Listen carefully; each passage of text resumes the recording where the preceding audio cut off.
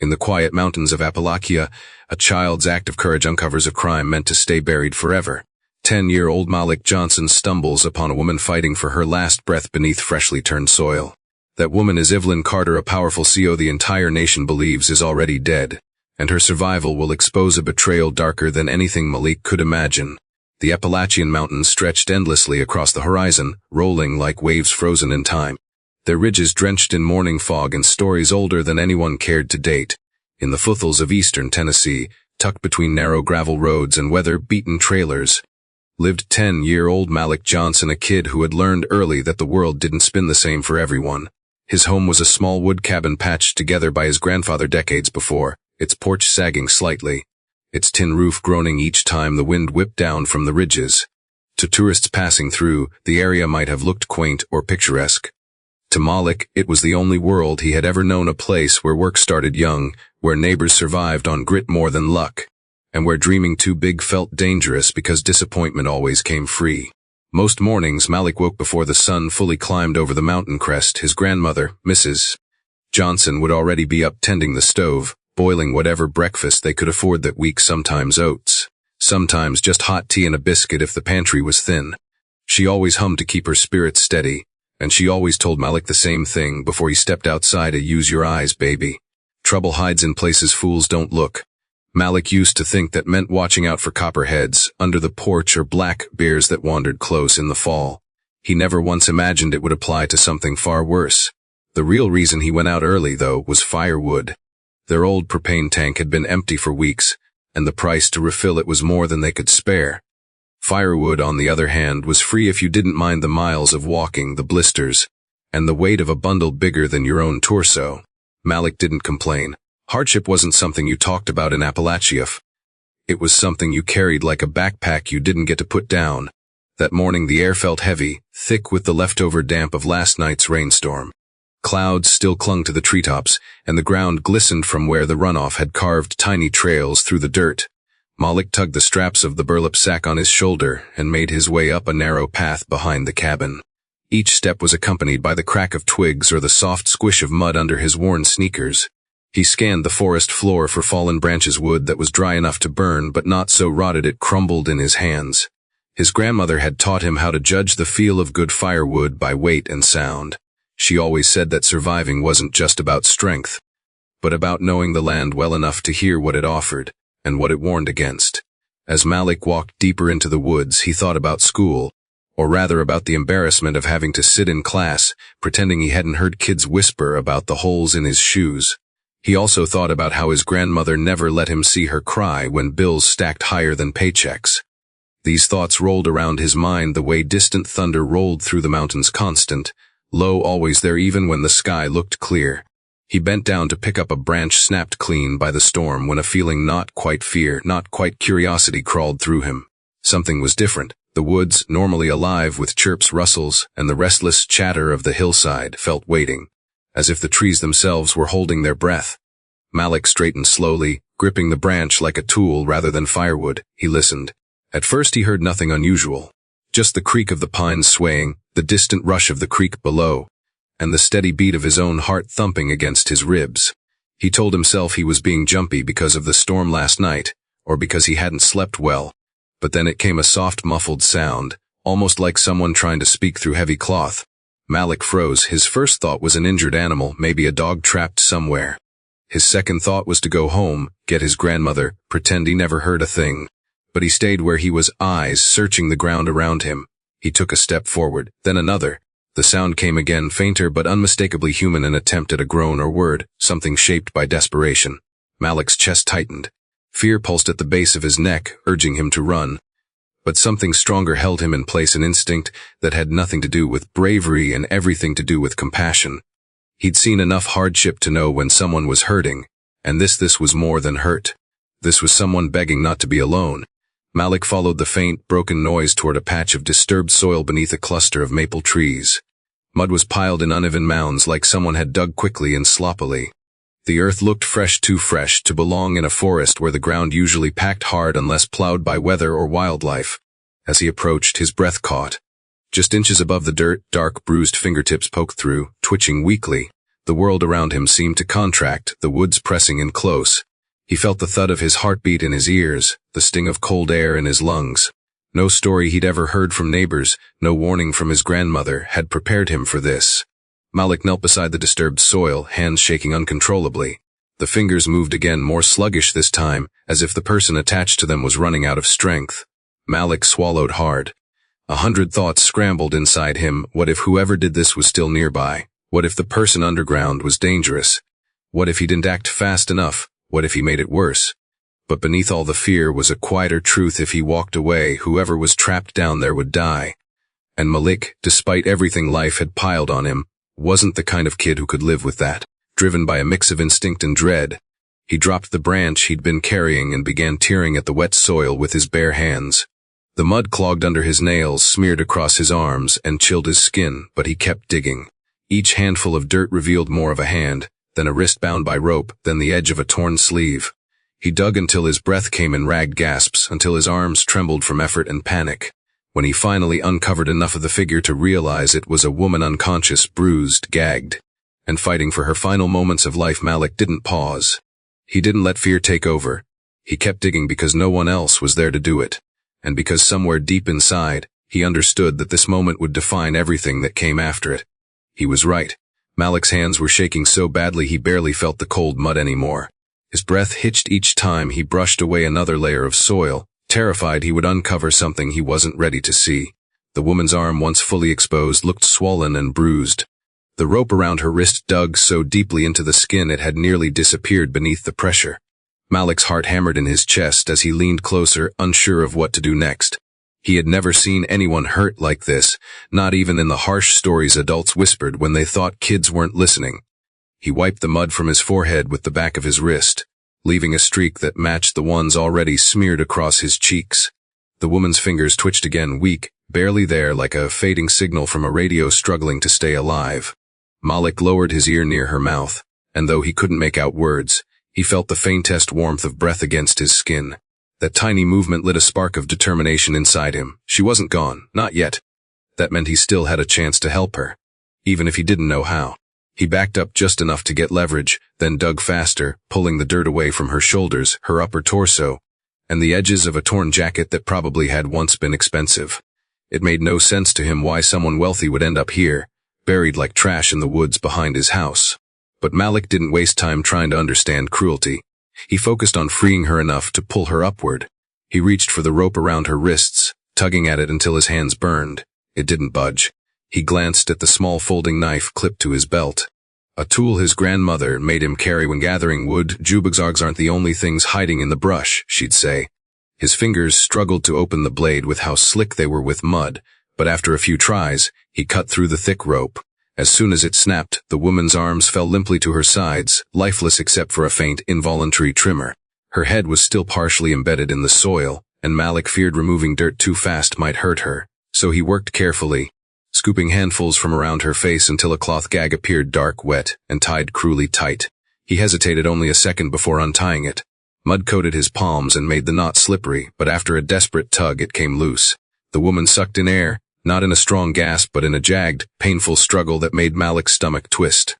She coughed a wet sound that shook her entire chest, and tiny chunks of dirt spilled from her mouth. When her breathing finally steadied into rough, uneven pulls, Malik eased backward, unsure what came next. She was alive, but barely. He whispered, "Can you hear me?" Not expecting an answer. Her eyelids fluttered like someone trying to pull themselves out of a nightmare. Then slowly she turned her face toward the direction of his voice. Even smeared with mud, Malik could see the bruising that circled her eye. A deep purplish blotch that made his insides clench with anger he didn't know he was capable of feeling. The woman opened her mouth, but only a hoarse rasp escaped. Malik leaned closer. "I'm getting you out," he said, though he wasn't sure how. He was small and she was heavy, an adult, half-buried, exhausted, and clearly in pain. Still, he placed his arms beneath her shoulders and tried to lift. The effort shot through him like fire, and he gritted his teeth as he managed to shift her slightly upward. The ground clung stubbornly to her lower body. He repositioned, dug more dirt, cleared the edges around her hips, then tried again. This time she rose higher, enough that he could slide one of her arms over his narrow shoulders. She let out a faint groan as he pulled, her weight dragging against the mud. Malik didn't stop. He couldn't. He dug his feet into the ground, leaning backward with everything he had, every ounce of strength his small frame could muster. Inch by inch, the woman emerged from the shallow grave. Malik's breath grew ragged, his vision spotted with dizziness, but he kept pulling until she lay fully above ground, sprawled across the wet forest floor like a broken branch washed ashore. Malik collapsed beside her, gulping air, chest heaving. He stared at her, unsure if she was stable or fading. He reached out and touched her shoulder gently. "Ma'am," he whispered, "you okay now? I found you, I'm gonna get help." The woman's head shifted. Her eyes opened just enough for Malik to see the glint of awareness fighting through exhaustion. Her voice was unsteady, cracked and soft, but the words crawled into the air with unmistakable fear. "Don't let him think I'm gone." Malik's breath stuttered, the woods felt colder suddenly, the shadows heavier. Whoever had done this wasn't a stranger passing through. This was someone who knew exactly what they were doing. Someone who had expected never to be found out. Malik swallowed the knot rising in his throat. "Who did this?" he asked before he could stop himself. The woman's lips trembled as though fighting through pain too deep to hide. "My brother," she managed. "He put me here." Malik felt his entire body stiffen. A brother, family. Nothing about that made sense to him. In his world, family meant shared struggle, shared survival. It meant the only people you could depend on when everything else fell apart. He couldn't understand a sibling doing something so cruel. But the woman's fear was real, and it didn't matter whether he understood it or not. He needed to get her to safety. He looked around the forest, scanning for footprints, listening for distant footsteps or any sign they weren't alone. The trees swayed in the wind, their branches creaking, and the moist earth faintly carried the scent of rain-soaked leaves. Malik steadied himself. He hooked her arm over his shoulder again and tried to lift. The weight made him buckle for a moment, but he regained balance and pulled her into a sitting position, then slowly dragged her toward the narrow path leading home. He knew it would take everything he had, maybe more than he had. But his grandmother always said a person's worth wasn't measured by what they owned, but by what they did when the moment tested them. And this moment was carving itself into him with every step he took. Behind him the shallow grave remained open, the earth disturbed, exposed, unable to hide the truth anymore. Ahead of him lay the impossible task of bringing a half-conscious stranger to safety. Malik clenched his jaw, tightened his grip around her, and kept moving.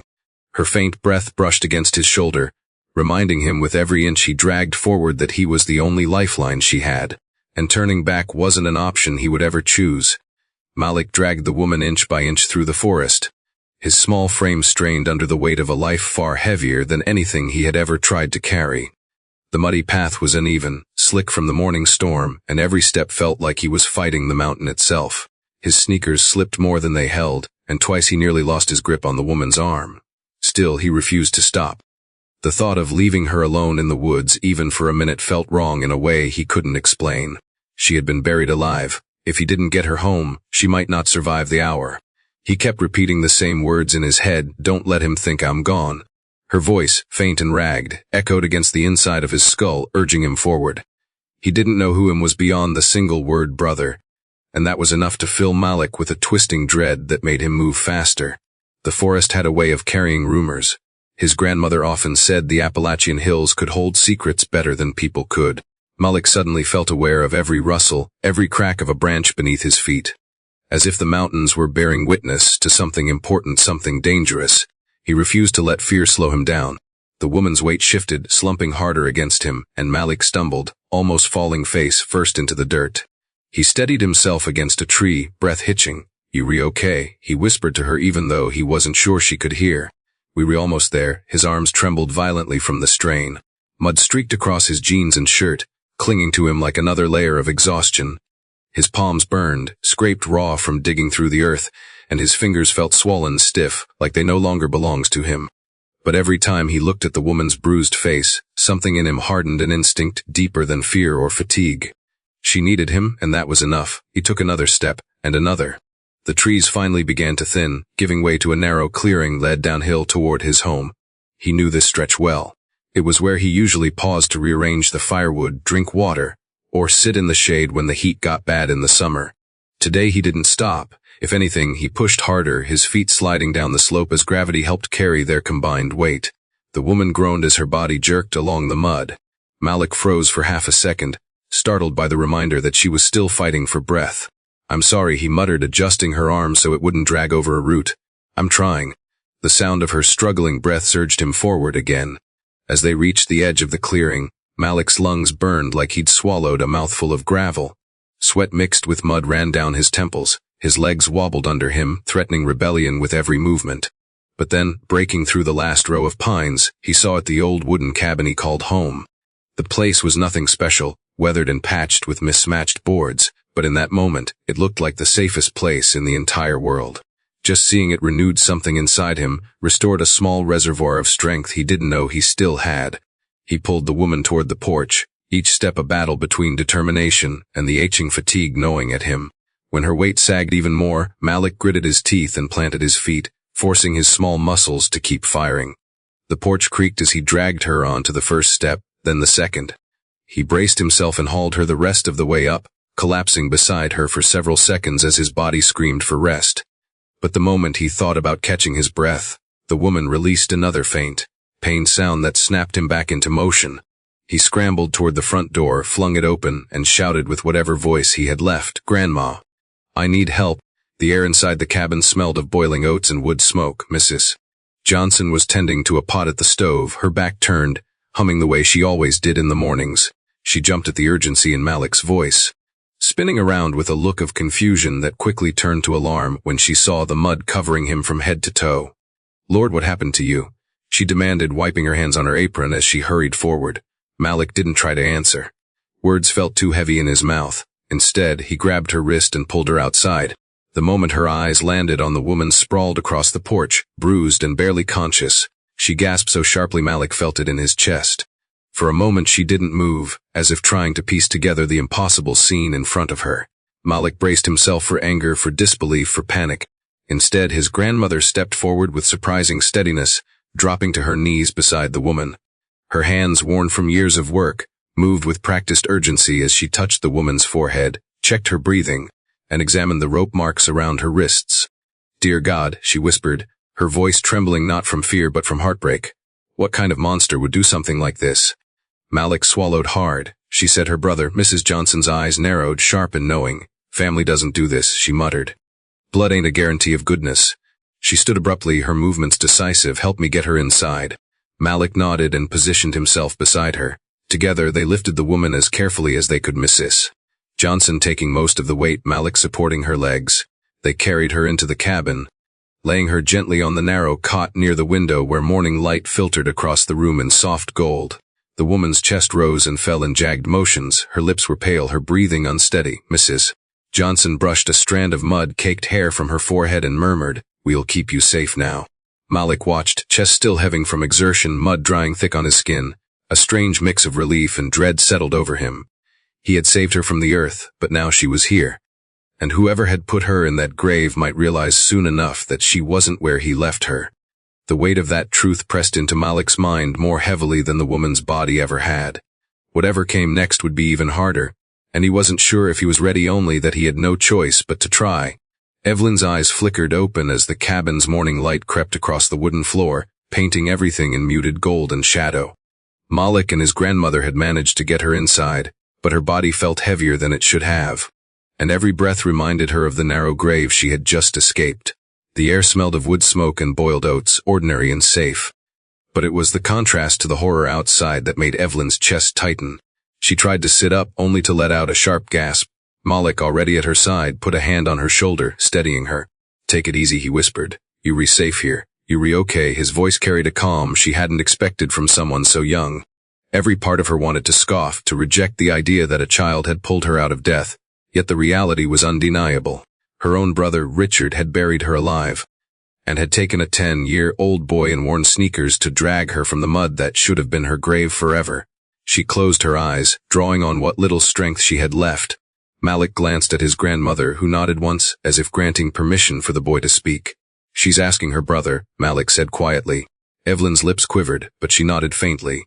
She couldn't bring herself to speak it aloud again, couldn't stomach the sound of her betrayal even in the presence of witnesses.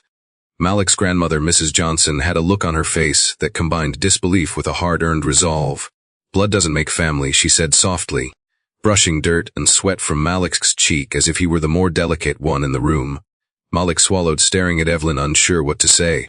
The cabin was small, and every movement made the wooden floorboards groan, but the familiarity of it grounded them. Evelyn tried to push herself up slightly, wincing at the dull ache running through her back and limbs. "We need water," she voiced barely above a whisper. Malik ran to the counter, pouring a cup of water and handing it to her carefully. She sipped slowly, tasting the copper tang of the metal cup, feeling each swallow strain her chest. The day outside promised no reprieve. Storm clouds were still heavy on the horizon and rain threatened to return. Yet within these walls, Evelyn began to process the impossible. She was alive. She had been buried alive by her own brother, and somehow, against every instinct, fate had placed a child in her path. The contrast between her life of wealth and influence and the raw survival Malik had known all his life was stark, almost painful. She studied his face, noting the mud streaks, the worn clothes, and the fierce determination in his eyes. "You saved me," she said finally, voice breaking. "A child saved me from my own family." Malik's jaw tightened. "I didn't want you to die," he said plainly. There was no heroism in his tone, no desire for recognition. It was just truth. Evelyn exhaled, closing her eyes, feeling the weight of gratitude and fear twisting in her chest. Johnson set to work preparing a simple bandage for Evelyn's arms, noting the rope burns and bruises. Her hands were firm, competent, and steady, working with the calm efficiency of someone who had spent decades patching wounds in small, humble ways. She cleaned dirt and dried blood from Evelyn's skin, speaking softly as she worked. "We'll get you patched up. We'll keep you alive." The words were simple, but for Evelyn, they carried a weight no hospital, no staff, no amount of money could provide. Malik hovered near the cot, watching every motion, absorbing the rhythm of care, learning the delicate balance of human survival and compassion. Evelyn tried again to speak, though each word caught in her throat. "I can't believe her voice cracked. She had to stop, taking a shallow breath, feeling her chest tighten from the exertion. Malik touched her hand. "It's okay. You were not alone anymore."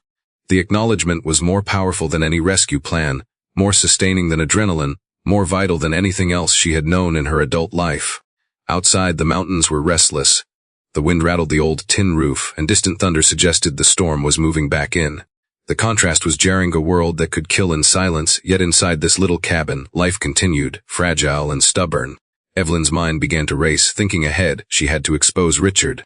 He had tried to end her life, to seize her company, to erase her existence. She had to recover evidence, warn allies, ensure that justice somehow caught up to him. Yet she also realized that this cabin, this boy, and this grandmother, these were her lifeline now. She couldn't risk leaving them exposed to him. Malik, meanwhile, had grown bolder, his curiosity peeking through his fear. "Where do we start?" he asked, voice soft, hesitant, but carrying the first spark of initiative that would guide them through what came next. Evelyn managed a faint smile, wincing at the movement. "First we need to heal, then we plan." She tried to sit upright, leaning slightly on Malik for support. Every movement was agony, but it was also a reminder she was alive and life demanded action. She glanced around the cabin, eyes settling on the small, worn furniture, the stove, the little windows framing the hills beyond. She thought about the corporate towers she had built a life around, the boardrooms, the contracts, the power she had wielded. And now here she had no power, only the fragility of human dependency. Yet, paradoxically, she had a new kind of leverage as she was not dead, and that meant she could strike back. Malik's presence reminded her that heroism sometimes came from unexpected places. This boy, who had never known luxury, who had known hardship and struggle, had become her rescuer, her protector in ways no adult could have. She felt a mix of gratitude and responsibility that pressed on her like a physical weight. "You re brave," she said, voice hoarse, reaching a hand toward him. Malik shrugged, a small, almost embarrassed movement. "I did what I had to do," he said simply. Mrs. Johnson, having finished bandaging her, helped Evelyn sit upright against the cot. "You're going to need rest, but you're going to have to trust us," she said firmly. "We know these hills. We know how to survive, and we'll keep you safe." Evelyn's gaze moved between the boy and his grandmother. It was a strange, almost surreal tableau, a CEO of a vast empire in tattered clothing, bruised and weak, and a small Appalachian boy and his grandmother acting as the shield between her and a world that wanted her dead. Her pulse slowed slightly, a fragile steadiness returning to her mind. She realized that the day ahead would be about planning, about strategy, about survival. But at this moment, the immediate priority was clear: stay alive, heal, and trust the people who had risked everything to keep her alive. She could feel her own pulse, the ache in her muscles, the lingering shock from near death. And yet beneath it all was a core of stubborn determination that refused to be extinguished. Malik, crouching near her feet, watched her, absorbing every shallow breath, every fluttering eyelid, every small movement that proved she was still alive. This awareness, he realized, was both terrifying and empowering. She had survived, and he had played a part in that survival. Evelyn drew a deep, cautious breath. She began, but paused. Her mind was racing with logistics, allies, enemies, risks, and contingencies. She looked at Malik, then at Mrs. Johnson. "We need to make a plan," she said finally. The words were simple, but they carried a weight that shifted the energy in the cabin. It was a start. The next step in their fight, the next move in the long struggle ahead, was about to begin. And in that moment, the fragile bonds of trust and shared purpose formed the foundation for everything that would come after. Evelyn lay back against the cot, letting the weight of her body sink into the thin mattress as she tried to gather her thoughts. The shock of surviving an attempt on her life was still fresh, each heartbeat a reminder of how close she had come to the edge. Malik sat nearby, legs folded beneath him, eyes darting from her bruised face to the door and back, alert and tense. Mrs. Johnson moved quietly around the cabin, gathering a small stack of old blankets and making a place for Evelyn to rest. Evelyn's mind, however, refused to rest. Her thoughts kept circling back to Richard, her brother. Every action he had taken, every betrayal she had only begun to uncover, pressed into her consciousness like a weight she could not lift. She knew that staying hidden here, even in the safety of the cabin, was only temporary. The real danger still waited beyond these walls, lurking in offices, boardrooms, and in the people who had once called themselves family. She glanced at Malik, his young face set in a determination she admired. She realized, with a strange mixture of pride and worry, that this boy had become more than a witness. He had become her partner in survival. "We need to know what he's done," she said quietly, voice hoarse but firm. Malik nodded, the seriousness in his eyes matching the gravity of her words. Evelyn managed to sit up slightly, wincing as the soreness shot through her back and arms. She needed to act, even from this humble cabin, if she wanted to survive and reclaim what had been stolen from her. "Do you know anything about his plans?" she asked Malik. He shook his head, "Just that he wanted you gone." Evelyn exhaled, steadying her nerves. That much was clear. But she needed more proof, evidence, something that could withstand the scrutiny of the law and hold up against the people who would deny everything. She remembered Earl Thompson, the old mechanic who had worked in her company for decades. He had always been honest, the kind of employee who noticed irregularities and called them out, even when it was dangerous. She had to reach him, and quickly. She could already anticipate the questions, why she hadn't gone public sooner, why she hadn't alerted authorities before. Every moment wasted increased the risk that Richard would cover his tracks, destroy evidence, or worse, find her again. Malik tilted his head, following her gaze toward the old desk in the corner. Evelyn had barely noticed it before, a simple piece of furniture worn by time and weather. But she remembered that Richard often used it as a place to store files he didn't want her to see. Her mind raced as she considered the possibilities. There could be contracts, ledgers, emails, anything that could confirm the extent of his betrayal. She forced herself to rise, steadying her weight on Malik's small shoulder. "Help me check that desk," she said. Together they approached the desk, Evelyn cautious not to jostle her injured limbs, Malik careful not to spill any mud on the floor. The drawers were old, the wood swollen slightly from moisture, but they opened with a determined pull. Inside, they found stacks of papers, financial statements, shipping logs, and envelopes stamped with confidential markings. Evelyn's heart pounded as she sifted through them, recognizing immediately the codes and abbreviations used in her company. Something was off. The numbers didn't add up. Funds that should have been accounted for were missing. Shipments of bourbon were listed as destroyed when they had never left the warehouses, and vendors she had never authorized appeared repeatedly. Each page she turned brought a new layer of clarity and dread. Malik watched with wide eyes, unsure what most of the words meant, but sensing the importance. Evelyn finally set the stack down and spoke, her voice low and urgent. This is everything.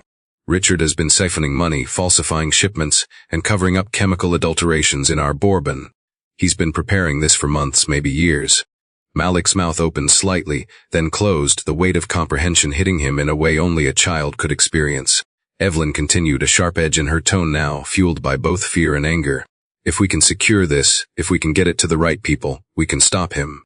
But if he finds out I survived and that we have these records, he'll come for us again. And this time I'm not sure even a boy can save us." Malik's jaw tightened. "Then we don't let him," he said. Evelyn nodded, feeling a surge of respect and something heavier responsibility she had never felt for someone so young. Together, they went through the documents methodically. Malik in his simple way helped sort papers by type, keeping stacks organized so Evelyn could focus on the ones with the most immediate relevance, financial discrepancies, unauthorized transfers, and chemical reports. As they worked, Evelyn realized just how alone she had been. Richard had cut her off from colleagues, allies, even friends she thought she could trust. The betrayal ran deep, and the weight of evidence in front of her made the scope of his treachery horrifyingly clear. There were also letters from a man named Gabriel, a former accountant who had raised concerns months ago and had since vanished from public view. One letter, folded neatly into a drawer corner, was addressed to Evelyn with instructions on what to do if she ever feared for her life. Her hands trembled as she read the lines, realizing that someone had tried to protect her, had seen the danger coming and left her a path to follow. Malik leaned closer, pointing to a particular spreadsheet where the numbers seemed deliberately manipulated. Evelyn examined it, tracing the pattern of transactions. It was meticulous, intended to make the records appear legitimate while siphoning profits into accounts controlled solely by Richard. "This," she whispered, "this proves intent. Everything else can be dismissed as error or oversight. But this is him planning to take everything from me." Malik frowned, not fully understanding the technicalities, but he understood what she meant. Someone was trying to destroy a life, and they had almost succeeded. Evelyn carefully gathered the papers, stacking them and securing them in her small backpack. She knew she couldn't leave them lying around. Even here in remote cabin, they weren't safe. The evidence had to be transported carefully, to someone she could trust beyond her family, someone with authority and integrity. As she zipped the bag, she felt Malik's small hand brush hers. "We were ready," he said simply. His words were heavy with trust and determination. Evelyn looked at him, realizing that this child had become a cornerstone in the survival of not just her life, but her company, her legacy, and perhaps even the truth itself. The storm outside had begun again, rain hammering against the roof, lightning flashing across the distant ridges. But inside the cabin a plan was forming, fragile yet resolute. They would reach Earl first, then move to someone in authority capable of holding Richard accountable. Every step would be dangerous, every decision critical, but Evelyn felt a sense of purpose she hadn't known since she first built her empire. Her eyes hardened with resolve. "We move fast," she said. "There's no time to waste. If he suspects we have proof, we won't get another chance." Malik nodded, shoulders squared, ready to follow her lead. The weight of the backpack pressed against her chest, a physical reminder of the burdens she now carried, but also of the tangible hope she held. For the first time in weeks, Evelyn Carter felt something she hadn't felt since childhood, a possibility of justice. And it started here, in a small cabin in the Tennessee mountains, with a boy who had refused to look away when the world needed saving, and a grandmother whose courage matched the weight of the hills themselves. Together they would uncover the truth, confront the betrayal, and ensure that Richard's plan would not succeed. The work ahead was dangerous, uncharted, and uncertain, but for the first time since the night she had been buried alive, Evelyn allowed herself to believe that the odds could be tipped in her favor. Evelyn leaned back against the cot, adjusting the strap of the backpack that now held the documents and digital files she had recovered. The rain outside had intensified, turning the dirt path into a slick, muddy ribbon that twisted through the Appalachian foothills. She glanced at Malik, whose small frame sat cross-legged on the floor, eyes darting toward the window, alert to any movement among the trees. His attention made her realize the gravity of the situation. Richard's reach could extend beyond anything they had imagined, and every second they delayed increased the danger. "We need help," she said finally, her voice hoarse but firm. Malik nodded. "You mean Earl?" she asked, recalling the old mechanic whose integrity had always impressed her, even when others in the company turned a blind eye. Malik's nod was quick and determined. Evelyn exhaled sharply, a mixture of relief and anxiety tightening her chest. Reaching Earl meant exposing herself, even indirectly, but she had no other choice. If anyone could help them navigate the logistics of retrieving additional evidence and moving safely without alerting Richard, it was him. She pulled her laptop from the backpack, the screen slightly smudged with mud from the rough handling, and powered it on. Malik crouched beside her, watching her fingers fly across the keyboard, sending a quick, encrypted message to Earl. "Meet urgently. I have proof of Richard's crimes. Come alone. Appalachian cabin, rainstorm. Time sensitive." Evelyn's hands trembled slightly as she hit send, the weight of responsibility pressing down on her. Malik leaned closer, whispering, "Do you think he'll come?" Evelyn gave a brief, tight smile. "He won't hesitate. Earl's not the kind of man who ignores wrongdoing. If he knows the truth, he'll act." They waited together, every second stretching longer than the last. The sound of the rain intensified, pounding against the cabin roof and windows, filling the space with its constant rhythm. Evelyn tried to focus on her breathing, counting slowly, grounding herself. Malik shifted on the floor, eyes wide, not speaking, but fully aware that this moment carried the fate of the evidence, their safety, and perhaps Evelyn's ability to reclaim her life. Around mid-morning, a familiar rumble announced the arrival of a vehicle. Evelyn's pulse quickened. The sound of tires on wet gravel brought both hope and apprehension. Malik whispered, "That's him." She nodded, quietly moving toward the door as Earl stepped out of his old pickup, jacket pulled tight against the rain. His face, lined and weathered from years of hard work, held the same determination she remembered. He didn't hesitate. "Evelyn," he said, lowering his hood, "you realive? I got your message. What the hell happened?" She gestured inside. "Come in, quickly." Earl followed, shaking rain from his jacket, his eyes immediately scanning the interior for signs of danger. Malik stepped back slightly, giving them space, his small chest rising and falling rapidly. "You brought proof?" Earl asked, voice low but urgent. Evelyn nodded, placing the backpack carefully on the floor and opening it, revealing the documents, the USB drives, and the carefully folded letters from Gabriel. Earl crouched beside the cot, scanning the contents with a practiced eye, his lips pressed into a thin line as he processed the information. "This is bigger than I thought," he muttered. "Richard didn't just manipulate numbers. He's been siphoning money, falsifying shipments, even tampering with production. He's planning to take the entire company." Evelyn's eyes met his. "We need to act before he covers his tracks completely. I can't risk leaving anything here, and I can't do this alone." Earl straightened, glancing at Malik. "And this kid?" he asked, eyebrow raised. Evelyn gave a brief, approving nod. "He saved my life. He's resourceful, alert, and brave enough to help us get through this." Earl's gaze softened slightly as he studied Malik, noting the mud-caked clothes and the alert, serious expression. He nodded. "All right. Here's what we were going to do." He moved toward the cabin table and spread out the documents, pointing to key sections. "We need to map Richard's movements, identify safe routes to retrieve any additional evidence, and establish points where we can intercept any communications he might be using to cover his tracks. This isn't just about documents. He's watching the company's operations closely, and any misstep could alert him." Evelyn leaned over the papers, feeling the weight of every decision. Earl continued, "Malik, your job is going to be to watch for any unusual activity around the cabin and the paths we'll be using. You're familiar with the terrain, and your eyes are faster than any camera Richard could install." Malik's eyes widened at the responsibility, but he nodded, determination settling into his posture. "Good," Earl said, turning back to Evelyn. "We'll need to coordinate with a few trusted allies outside the mountains, people who can help us move this evidence without drawing attention. And we'll need to monitor Richard's communications for any sign he suspects we onto him." Evelyn felt a mix of hope and anxiety. It was one thing to survive an attempt on her life. It was another to mount a strategic counter-operation with her own resources now compromised. Earl added, "Timing is critical. Every hour he believes you gone is an hour we can't afford to waste." Evelyn nodded, feeling a fierce resolve harden inside her. She glanced at Malik. "You ready for this?" He nodded, hands tightening slightly at his sides. "I've never done anything like this," he admitted, voice small but steady. "But I won't let him hurt anyone else." Evelyn placed a hand briefly on his shoulder. "You've already done more than anyone could expect. Now we use what you've started to save others and stop him." Earl stood, pulling a small map from his coat pocket. "Here's our route. We'll move tonight during the heaviest part of the storm. Roads will be empty and we can avoid most of his eyes and ears. We pick up more evidence from the old warehouse he used as a secondary storage point. Then we get to safety before he even knows what's happening."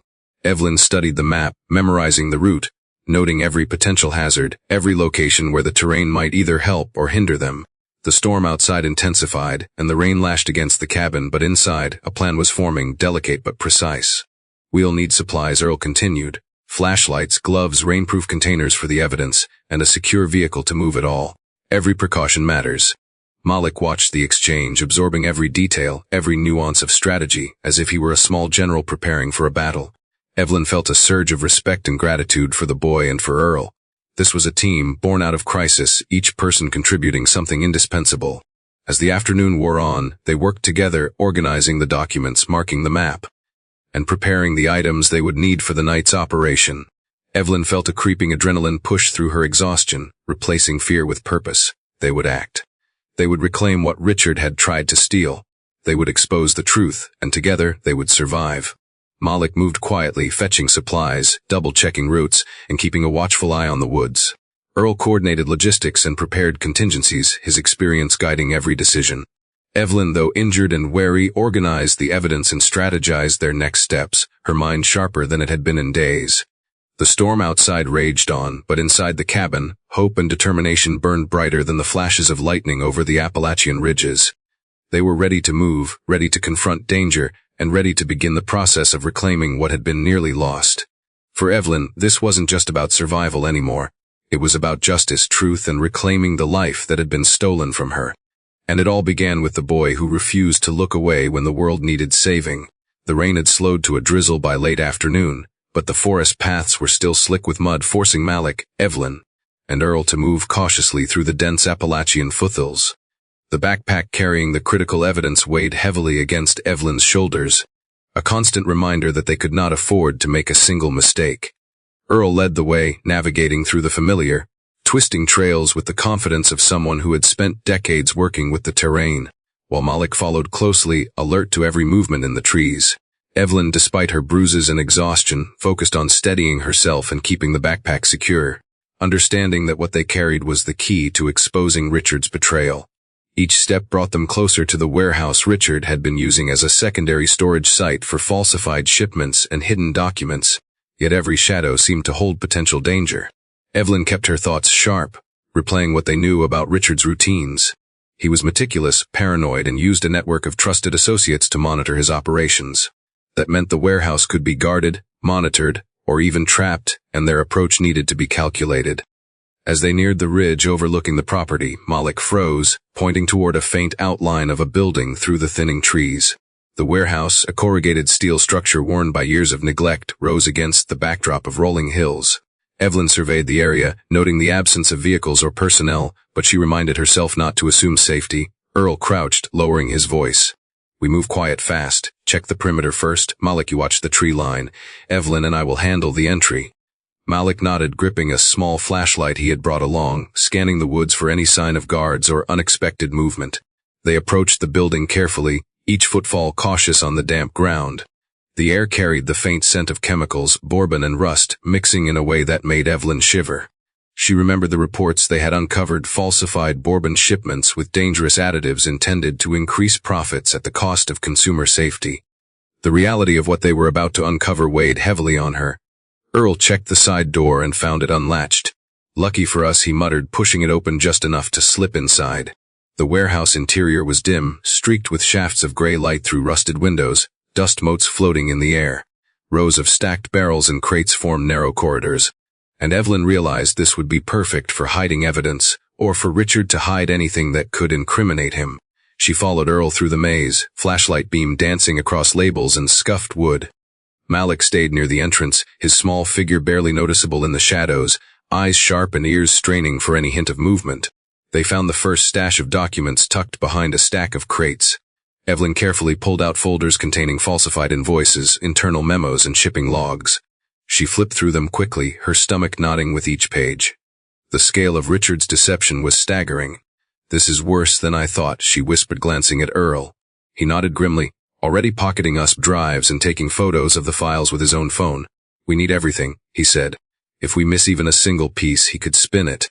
As they moved deeper into the warehouse, the floors creaked under their feet, echoing in the cavernous space. Evelyn's pulse quickened. Every sound seemed amplified, every shadow a potential threat. They reached a small office area near the back, a room separated by glass panels that were mostly smeared with dirt and years of neglect.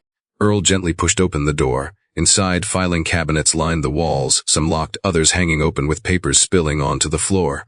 Evelyn's heart raced. This office held the core of Richard's financial manipulations and communications. She knelt, pulling out drawers, scanning for documents that matched the records they had recovered earlier. Each folder she found confirmed suspicions, transfers to hidden accounts, false destruction reports, and internal memos ordering chemical alterations in shipments. Malik edged closer, fascinated despite the danger. "Look at this," he whispered, pointing to a series of spreadsheets pinned to the wall. "He kept copies here." Evelyn nodded, carefully photographing each page. "He always likes to keep control," she explained. "Even when he's hiding something, he wants it within reach." Earl moved to the cabinets with locks. With a few deft movements, he bypassed the old mechanisms, extracting files that had been overlooked in Richard's careful planning. Evelyn carefully stacked them in waterproof containers, mindful of both the weight and the importance of every piece. They worked in tense coordination, each aware that any mistake could alert Richard to their presence. Outside, Malik's ears twitched at a distant sound, a car engine starting, a low rumble approaching. He froze, signaling with his hand. Evelyn and Earl tensed, quickly moving to hide the evidence and themselves behind crates. The sound grew closer, tires crunching on gravel, and a flood of adrenaline surged through Evelyn's veins. "He's checking the property," Earl whispered. "We've got minutes, maybe seconds." They waited, barely daring to breathe, as the headlights swept across the warehouse exterior. The vehicle paused near the edge of the property, engine idling, before eventually moving on down the gravel path. Malik exhaled slowly, signaling that the immediate threat had passed. Evelyn felt her hands shake, but she steadied herself. "We need to get out now," she said. "We have what we came for." They retraced their steps carefully, carrying the containers of evidence toward the exit. Each movement was measured, deliberate, ensuring that nothing was left behind, nothing disturbed that could reveal their intrusion. As they stepped outside, the rain had eased into a fine mist, the air cold but manageable. Malik led the way, alert to any new signs of movement, while Evelyn and Earl followed with the containers securely held. The trek back through the woods was slower, each step cautious, but their determination outweighed exhaustion. Every branch they bypassed, every muddy slope they navigated, brought them closer to safety and to the ability to expose Richard's crimes. When they finally emerged into the clearing near the cabin, Evelyn felt a profound sense of relief, though tempered by the knowledge that their fight was far from over. They had secured the evidence, but Richard would not remain passive forever. "We did it," Malik whispered, voice small but filled with accomplishment. Evelyn looked at him, gratitude and awe in her eyes. "We did, but the next part will be even harder." Earl nodded, the weight of what they carried evident in his expression. "Now we make sure it reaches someone who can act on it. No mistakes, no delays, one wrong move and everything we risked could be lost." Evelyn adjusted the straps of the containers, feeling their weight against her chest. She glanced at the boy who had saved her life and now had helped retrieve the evidence that could destroy her brother's plan. Together, they moved back toward the cabin, the misting rain blurring the forest edges. Each step carrying them further from immediate danger but closer to the long confrontation that awaited.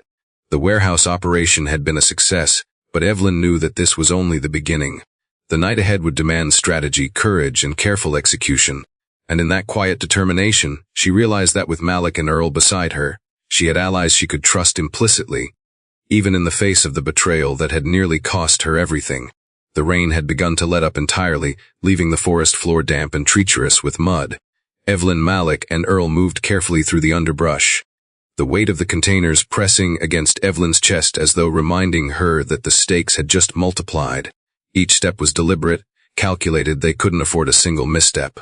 The warehouse behind them faded into shadows of trees, yet Evelyn knew that Richard's reach might extend farther than they could see. The boy, small but vigilant, led the way, pausing frequently to peer into the trees, listening for sounds that might signal danger. Every snap of a branch, every rustle of leaves, sent a surge of adrenaline through Evelyn's veins. She gripped the straps of her backpack tightly, feeling the rigid edges of documents inside and knowing that any damage could compromise the evidence they had fought so hard to recover. Earl, following close behind, scanned the terrain for safer routes, identifying low ridges and fallen logs that could help them move faster or provide cover if they were spotted. He whispered instructions, low enough to be heard only by those immediately around him. "Stay low, watch the treeline, move when I signal." Malik nodded, understanding the importance of every gesture, every subtle cue. They made slow but steady progress down a slope that led toward a narrower path between the hills. The forest was dense here, shadows pooling where the last rays of the afternoon sun failed to reach. Evelyn's body ached with every step, her bruises reminding her that she had survived something meant to kill her, and she refused to let pain dictate her pace. Ahead, the path curved, opening briefly into a clearing where the gravel road stretched like a ribbon toward the main highway. It was the most dangerous segment of their route. Anyone driving along could see them moving through the mist. Earl motioned for them to pause behind a cluster of bushes. They crouched, pressing against the damp earth, listening intently. The distant hum of an engine made Evelyn's stomach tighten. She raised a hand, signaling her awareness to the others. A black SUV appeared on the road, headlights cutting through the mist. Her pulse accelerated. Earl held up a finger, waiting, then whispered, "We wait until it passes." Malik's fingers tightened around a branch he used as a makeshift support. Evelyn's mind raced. If Richard had anticipated this move, he could have guards stationed along the path or even surveillance to monitor movement between the warehouse and the cabin. Every second of delay was a chance for discovery. The SUV passed without incident, and they exhaled collectively, but there was no room for relief yet. They needed to cover the remaining distance quickly and carefully. Earl led them along a narrow ridge that provided cover from the road below. Each step required balance, and Evelyn had to adjust her weight with the backpack to prevent slipping. Malik moved beside her, small hands helping to stabilize her when the incline grew sharp. The forest seemed to close in around them, branches brushing their faces, mud sticking to shoes and clothing. But the focus on survival pushed everything else aside. After several tense minutes, they reached a denser section of woods where visibility from the road was impossible. Evelyn allowed herself a brief moment to breathe, though her chest burned from exertion. "We were almost there," Earl said quietly, scanning behind them to ensure nothing followed. Malik nodded, looking up at her. "You think he suspects anything?" she asked. Earl shook his head slightly. "Richard is cautious, but he assumes people like us wouldn't interfere. That's why we have to move methodically. One wrong move and he'll know we've been here." They moved along a hidden game trail that wound through the woods, taking care to step on softer ground to avoid snapping branches or leaving obvious tracks. Evelyn's mind kept returning to the evidence, wondering if it was enough, if it could withstand scrutiny, and if they could deliver it to someone who could act without delay. As the trail narrowed further, a low rumble echoed through the hills. Evelyn stiffened, heart accelerating. Earl's head snapped toward the sound. "Vehicle," he whispered, "could be him." Malik froze, eyes wide, as the rumble grew into the unmistakable growl of an engine. Pickup truck appeared on a dirt road parallel to their path, moving slowly. Its headlights swept over the forest floor. Evelyn felt her body tense, muscles ready to sprint. Earl crouched low, scanning the undergrowth for cover. "Drop," he commanded. They flattened themselves against the earth, blending with the mud and roots, barely daring to breathe. The truck moved past, tires crunching over gravel, and Earl waited until the vehicle was completely out of view before signaling them forward. Evelyn exhaled a rush of adrenaline, leaving her in shallow waves. "That was close," Malik whispered. "Too close," Earl replied. "We can't assume he doesn't have eyes on this road. Keep your focus." They moved with heightened care, using every natural feature for concealment: fallen trees, large rocks, and thick shrubs. Every sound of wildlife was magnified in their perception, but each step forward brought them closer to a safer zone. Finally, the woods began to thin, revealing a narrow service road that led toward the main highway. Earl paused, surveying the area. "We make a break for it in 3, he said. "Quick, controlled, and straight. Don't look back."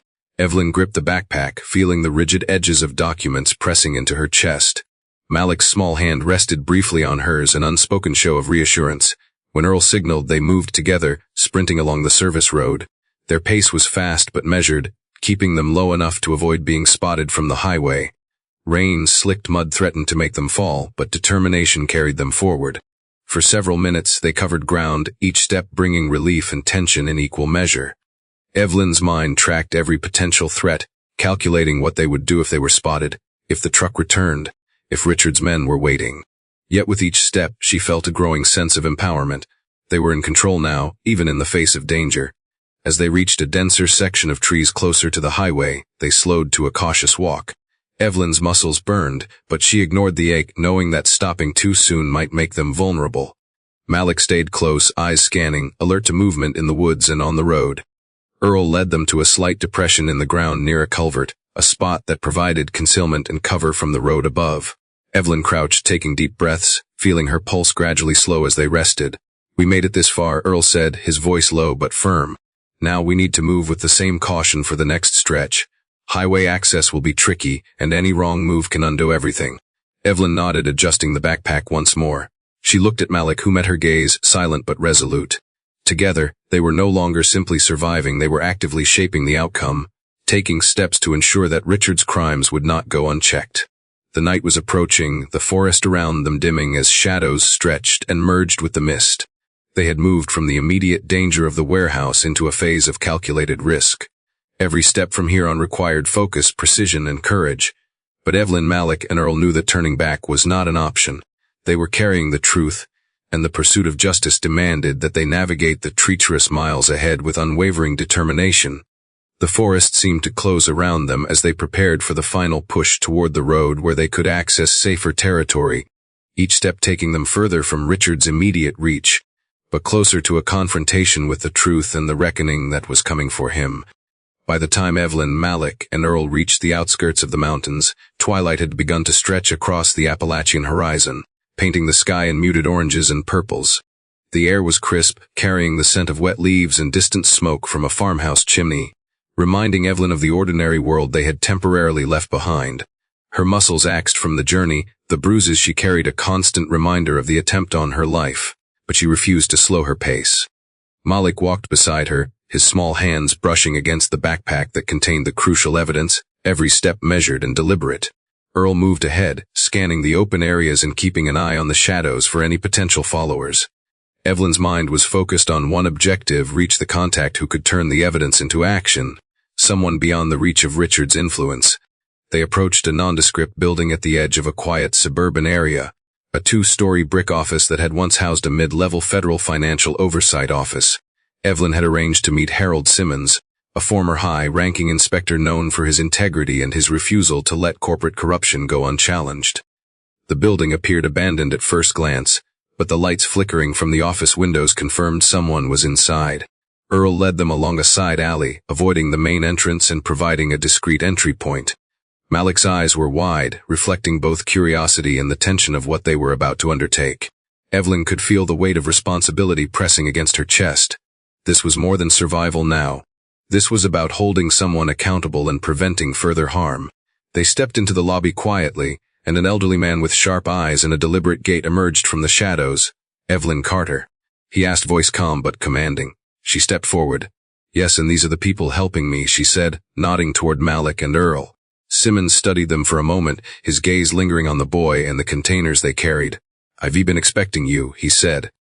And it appears you've brought something important.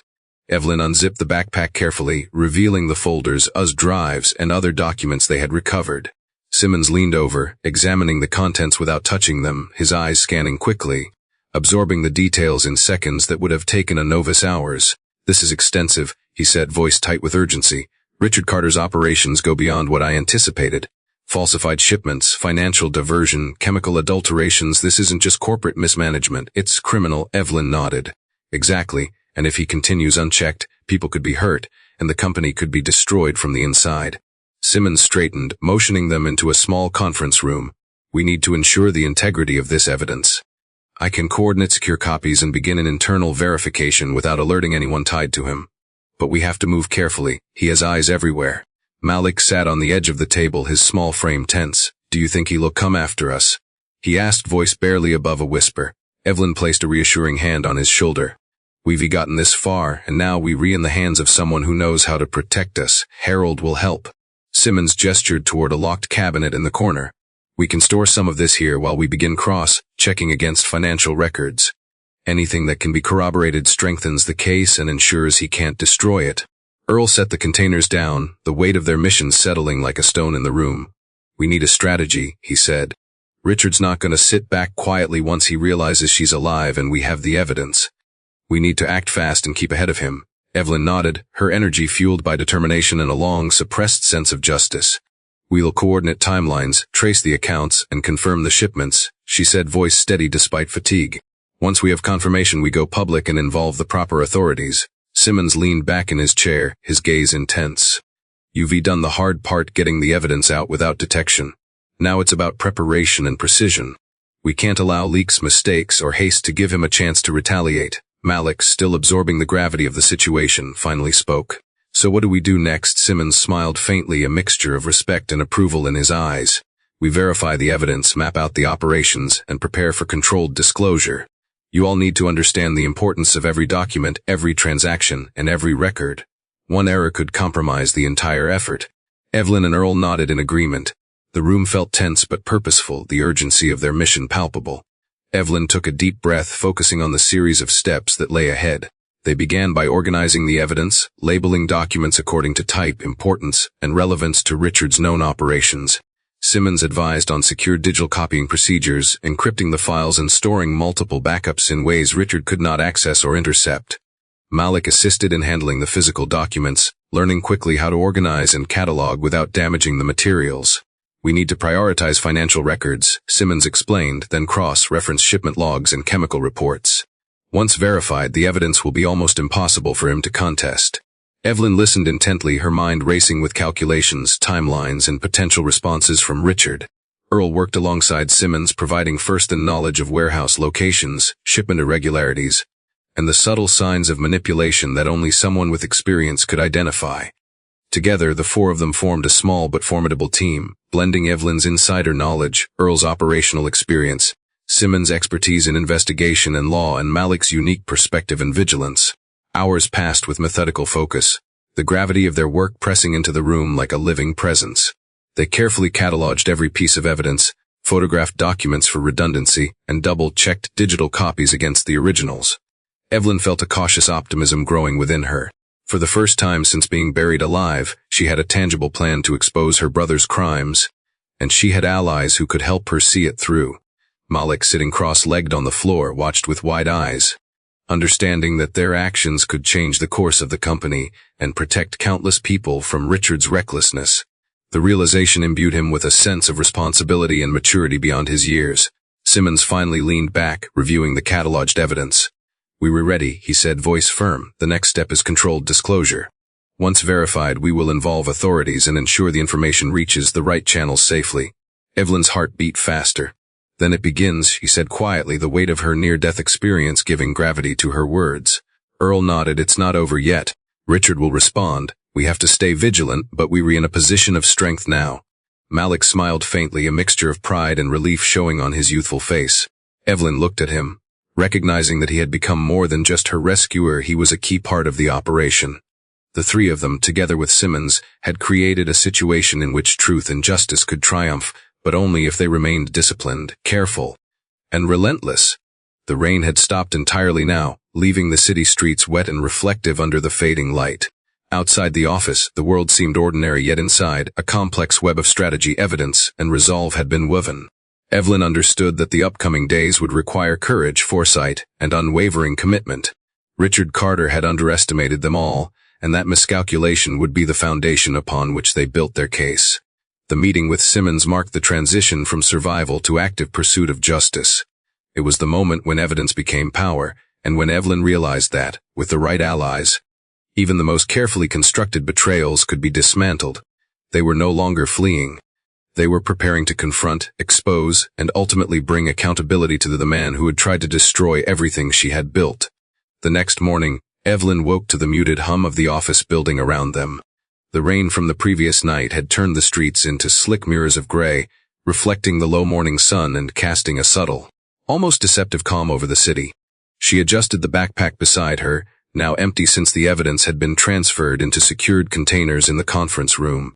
Malik was already at work, carefully organizing digital files on one of Simmons' old laptops, his small fingers flying over the keys with surprising efficiency. Evelyn watched him for a moment, noting the seriousness in his posture. Despite the dangers they had faced, the boy had absorbed responsibility as if he had been born to handle it. Earl stood nearby, reviewing a set of maps and notes, making a mental plan of every location tied to Richard's operations, from warehouses to shell accounts and shipping routes. Evelyn felt the familiar weight of urgency pressing on her chest. The night in the mountains had been only the first step, and now they had to verify, organize, and strategize. Simmons entered the room, holding a sheaf of documents with a faint trace of dust. "We've started cross-referencing the records you brought," he said. "Invoices, shipping logs, and financial transfers are lining up. This confirms most of the falsifications. Some of these accounts are offshore, but we can trace them." Evelyn exhaled sharply, feeling a small surge of relief. This verification process was critical. Without it, any accusations could be dismissed as conjecture. She leaned over the documents, tracing the lines of numbers with her finger, watching patterns emerge. Earl added, "We also found logs of shipments that were supposed to be destroyed, but were actually rerouted. Those correspond with chemical reports you found, indicating a risk to consumers." Evelyn's stomach tightened. The magnitude of the deception, the potential danger to people who trusted the company, fueled her determination. "We have to act carefully," she said. "We release this prematurely or incompletely, and Richard will manipulate it to his advantage. If we control the narrative, we maintain credibility." Malik glanced up from the laptop. "How do we control it?" he asked, his voice small but firm. Evelyn smiled faintly, impressed by his question. "By being thorough, transparent, and timing our release to minimize risk while maximizing accountability. We verify, document, and ensure authorities have everything they need to act immediately." Simmons nodded, placing a hand on the table. "We also need contingency plans. Richard will react when he realizes the scope of exposure. We must anticipate his moves, financial, legal, or even personal threats." Earl interjected, "We secure the data, establish multiple trusted points for transfer, and coordinate with legal counsel before any public disclosure. If he acts rashly, it won't be effective against prepared authorities." Evelyn took a deep breath. The room seemed small despite its size, filled with the weight of responsibility and the knowledge of the power they held in their hands. Each verified document was more than proof, it was a lifeline, a potential catalyst for justice. Malik began running simulations on the laptop, cross-referencing shipment data with financial transfers, mapping potential links Richard might exploit. Evelyn watched in awe as he pieced together patterns she had never considered, the clarity of his youthful perspective complementing her own experience. Simmons guided them through the legal aspects, noting which documents needed certification, notarization, or secure digital encryption. He emphasized chain of custody, the integrity of digital backups, and the importance of safeguarding physical copies. This is critical, he said, because Richard will exploit any weak point to challenge the authenticity. Every step we take now strengthens our position. Evelyn nodded, appreciating the meticulous care. Her body ached from the journey and injuries, but her mind was sharp, laser-focused on the objective. They worked in synchronized precision, cataloging documents, labeling them with timestamps and references, photographing sensitive materials, and creating multiple encrypted backups. The verification took hours, each minute stretching under the pressure of urgency. Finally, Simmons leaned back, reviewing the assembled files. Everything is corroborated, he said. We're ready for controlled disclosure. Evelyn exhaled, a mixture of relief and anticipation flooding through her. Controlled disclosure, Malik asked, tilting his head. We release it strategically, not to the public all at once. Authorities, regulators, and trusted media outlets will receive verified copies. That way, Richard can't manipulate or suppress the story. Evelyn explained the process, noting how timing and sequence mattered. She described notifying federal oversight agencies first, securing legal documentation, then coordinating with journalists trained in handling sensitive corporate corruption. Malik nodded, absorbing the strategy, while Earl confirmed logistics for physical and digital transfer of documents. We also need to anticipate retaliation, Earl added. Richard might attempt legal threats, smear campaigns, or financial maneuvers to regain control. We prepare responses for each scenario. Evelyn considered the potential for personal danger as well. She and Malik, despite their small size and age difference, would have to be cautious outside Simmons' protection. We stay together, she said firmly. No separate trips, all communication is encrypted. Any movement outside these walls must be coordinated. Simmons added, I'll handle official communications and coordinate with law enforcement contacts. Your role is to provide the insight, verify evidence, and assist with the physical transfer under security protocols. Malik listened intently, his expression serious, realizing the magnitude of responsibility. Evelyn felt a swell of pride for the boy who had saved her life and now played a pivotal role in securing justice. We need to run a rehearsal, Simmons said. Move the data from here to a secure vehicle, simulate possible interruptions, and ensure the plan is executable under stress. Richard's awareness might be delayed, but he is dangerous and calculating. Preparation is our best defense. Evelyn and Earl agreed, and together with Malik, they executed the first dry run. Physical containers were transported to a nearby secured parking area, digital files encrypted and tested for transfer reliability. Every step was scrutinized, mistakes corrected, and contingencies logged. By the time evening approached, the process had been refined, the team confident in their approach. Evelyn leaned back, exhaustion heavy but tempered by purpose. Tomorrow we begin the actual transfer, she said. All agencies, all legal channels, all documentation, one coordinated effort, nothing rushed, nothing missing.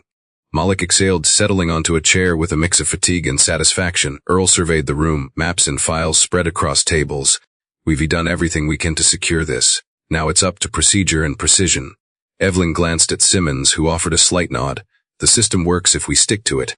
Richard won't see it coming, and the evidence will be indisputable. A quiet sense of determination filled the room. Despite the exhaustion, injuries, and looming threats, Evelyn felt a surge of clarity. This was the culmination of days of survival, planning, and courage. Malik had played an indispensable role, Earl had guided them through logistics, and Simmons had provided the legal and procedural expertise needed. Together they had created a strategy capable of withstanding Richard's reach and ensuring accountability. Outside, the night settled over the city, the rain stopped, and the streets reflected the glow of streetlights. Inside, a small team of determined individuals prepared to expose the truth, aware of the risks but confident in their meticulous planning. Evelyn looked at Malik, a faint smile on her face. We're ready, she said. It's time to finish what we started. Malik nodded, shoulders squared, eyes bright. The room felt heavy with anticipation, but they were ready. The evidence was verified, the plan solid, and the response contingencies set. Evelyn knew that by morning, they would initiate the next step, controlled disclosure that could finally bring Richard Carter to justice. This was no longer survival, this was action, strategy, and the pursuit of justice carried out with precision, courage, and unwavering resolve. Morning light filtered into the office, soft yet revealing, a stark contrast to the tension that had built over the past days. Evelyn, Malik, Earl, and Simmons were gathered around the conference table, reviewing the final arrangements for the controlled disclosure. Every folder, and digital backup had been double-checked, cross-referenced, and encrypted where necessary. Evelyn's bruised arms ached, but adrenaline and determination overpowered any physical discomfort. The documents they had collected and verified were a complete indictment of Richard Carter's operations, and now the team had to ensure that the release was strategic, effective, and untouchable by manipulation. Malik, still amazed by the gravity of the situation, adjusted the encrypted drives, checking the final logs and timestamps. "Everything is ready," he said, voice small but firm, eyes reflecting a mix of exhaustion and focus. Evelyn gave a curt nod. "We release this in 3 phases. First, regulators and law enforcement, then legal documentation for public accountability. Finally, the press receives verified copies under controlled conditions. No shortcuts, no mistakes." Earl surveyed the room, maps and notes strewn across the table. "Timing is everything. Richard reacts fast. He assumes no one will see through his schemes. We must act before he can organize defenses or destroy evidence." Simmons leaned back in his chair, calm but deliberate. "Once regulators have verified the documents, the case becomes actionable. At that point, Richard's attempts at cover-ups or smear campaigns will be ineffective because the evidence is solid and traceable." Evelyn breathed deeply, her mind racing through contingencies, anticipating every move Richard could make. She pictured him discovering her survival, realizing that the evidence had escaped his control, and the calculated fury he would unleash. But she reminded herself that preparation and precision were their allies. Outside the office, the city was waking, indifferent to the drama unfolding within a small brick building. The streets, wet from the previous night's rain, reflected the first orange streaks of sun, as if the world was signaling a new beginning. Evelyn secured the last digital copy on a separate, heavily encrypted drive. Earl prepared the containers for physical transfer, coordinating with Simmons on transport routes, ensuring no trail could lead Richard back to them. Malik observed the process, understanding that every precaution was part of survival. "Are we ready to send it?" he asked. Evelyn nodded. "Yes. First to the authorities, then law offices, and finally media contacts. Follow the plan precisely." Simmons confirmed connections with trusted regulators and investigative contacts, each pre-briefed on the urgency and confidentiality required. The first transmissions went out electronically, encrypted and verified. Evelyn watched as confirmations arrived, each ping on the laptop a small victory, marking the chain of custody that would make the evidence legally incontestable. Malik shifted nervously, aware that Richard could react at any moment. "Do you think he's suspects?" he asked quietly. Evelyn shook her head. "Not yet. That's why speed and precision matter. Once the regulators have it, Richard will realize what he's lost control over, but by then, it will be too late to manipulate the outcome." Hours passed with tense waiting. Finally, legal verifications were confirmed, and the team prepared the press distribution. Evelyn felt the tension coil tighter in her chest, the thought of Richard learning the truth nearly overwhelming her. She glanced at Malik, whose eyes were wide with anticipation. "This is it," she whispered. Earl nodded. "Once the media receives verified copies, the story becomes public. Richard's power will collapse under scrutiny." Evelyn's hands shook as she hit the final send button. The documents, verified and secured, were now in the hands of journalists trained to handle sensitive corporate evidence. The moment the confirmation appeared on her screen, she felt a combination of fear, relief, and vindication. Malik leaned closer. "Will he come after us?" Evelyn considered the question carefully. "Possibly, but the moment the evidence is public, he loses control. He may act rashly, but the law will protect us." They left the office cautiously, moving through side streets and alleys to avoid being seen. The city appeared normal, ordinary people going about their day, unaware that the downfall of a corporate empire was quietly in motion. Earl led them to a safe location, a small rented facility with security cameras and reinforced doors. Evelyn placed the physical copies in secure cabinets, and Malik assisted in logging every item. They reviewed the plan for any gaps, running through contingencies and alternate escape routes in case Richard attempted retaliation. Meanwhile, Richard Carter, miles away in his city Penthos, was beginning his morning routine when his assistant delivered the first alerts. The emails, marked urgent and unusual, displayed news of massive financial discrepancies, falsified shipments, and chemical tampering linked directly to his operations. Richard's eyes narrowed, his mind calculating rapidly. He immediately recognized the evidence as authentic, the timing precise, and the implications catastrophic. Panic was replaced by calculated anger as he realized that Evelyn was not only alive but had successfully orchestrated the exposure of his crimes. "How," he muttered, pacing the floor. Every attempt to contact his trusted staff revealed the same reality. The documents were verified, law enforcement was aware, and the media had copies scheduled for controlled release.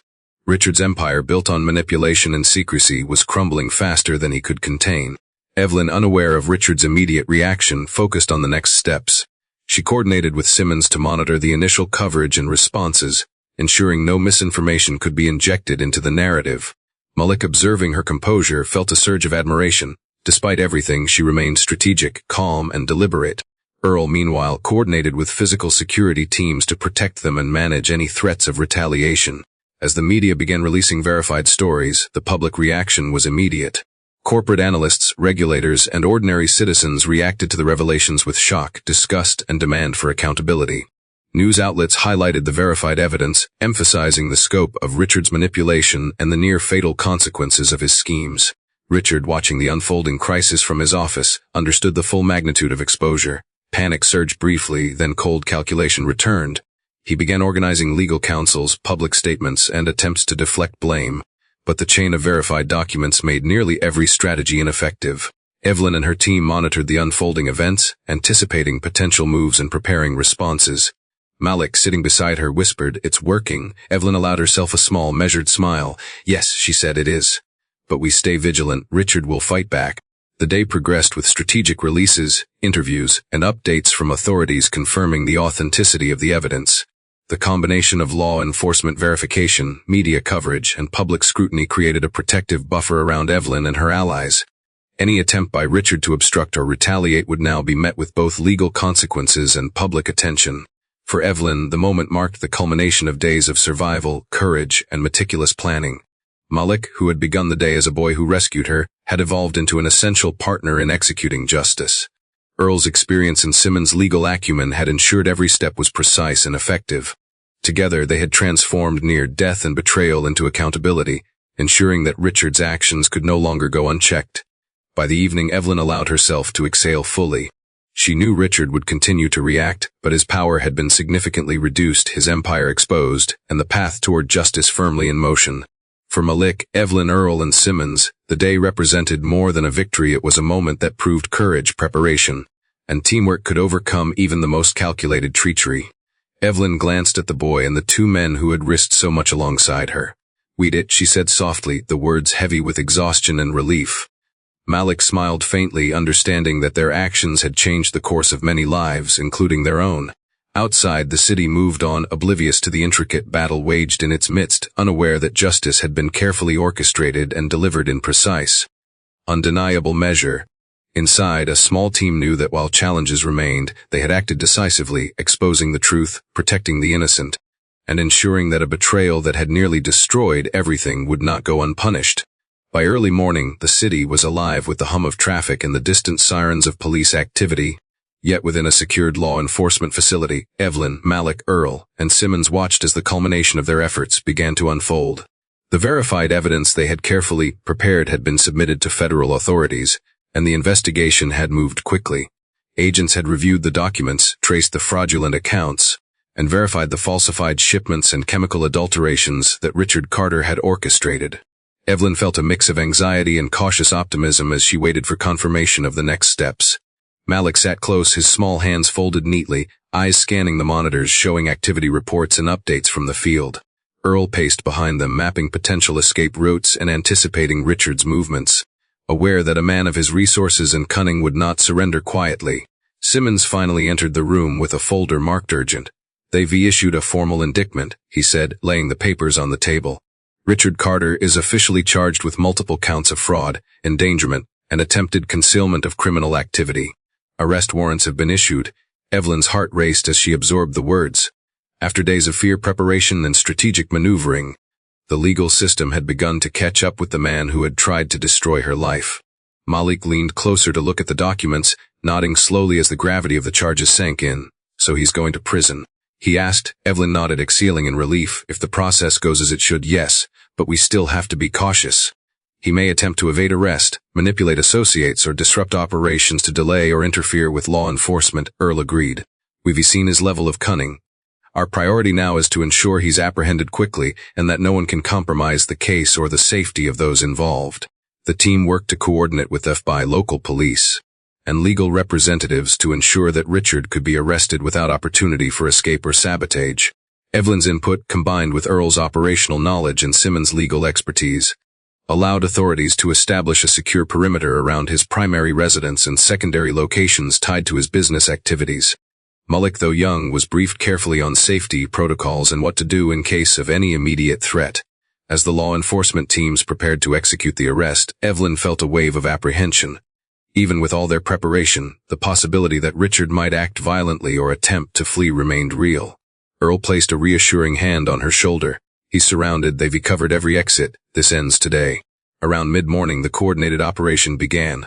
Helicopters hovered above key locations, armored vehicles blocked potential escape routes, and uniformed officers, along with specialized tactical teams, moved into position. Evelyn and Malik watched from a secure location, monitors displaying real-time footage of the area. Simmons stood beside them, reviewing each update. The tension was palpable, the atmosphere charged with anticipation. The first images from body cameras showed officers approaching the front door of Richard's penthos. He emerged flanked by a small entourage, clearly aware that authorities had moved faster than he could manipulate. His face was a mixture of anger, disbelief, and calculation, knowing that every move was being recorded and documented. Within minutes, he was handcuffed and escorted to a waiting vehicle. The weight of the charges and the evidence he had underestimated pressing on him with finality.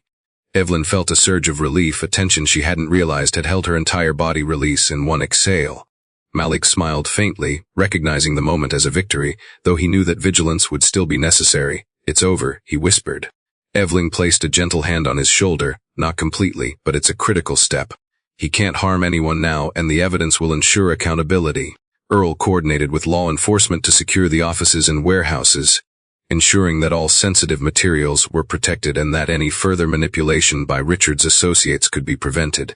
Simmons prepared the legal documentation needed to maintain custody and chain of evidence, anticipating any attempts by Richard to challenge the proceedings. Evelyn reviewed the plans for their immediate safety. Though Richard was in custody, his influence and connections were significant. They coordinated temporary relocation for herself and Malik to a safe house until the trial proceedings were underway. The security detail was thorough, monitored entrances, multiple checkpoints, and constant communication with law enforcement ensured that Richard's reach would not threaten them.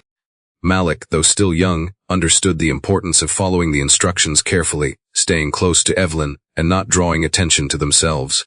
The days that followed involved intense legal preparation.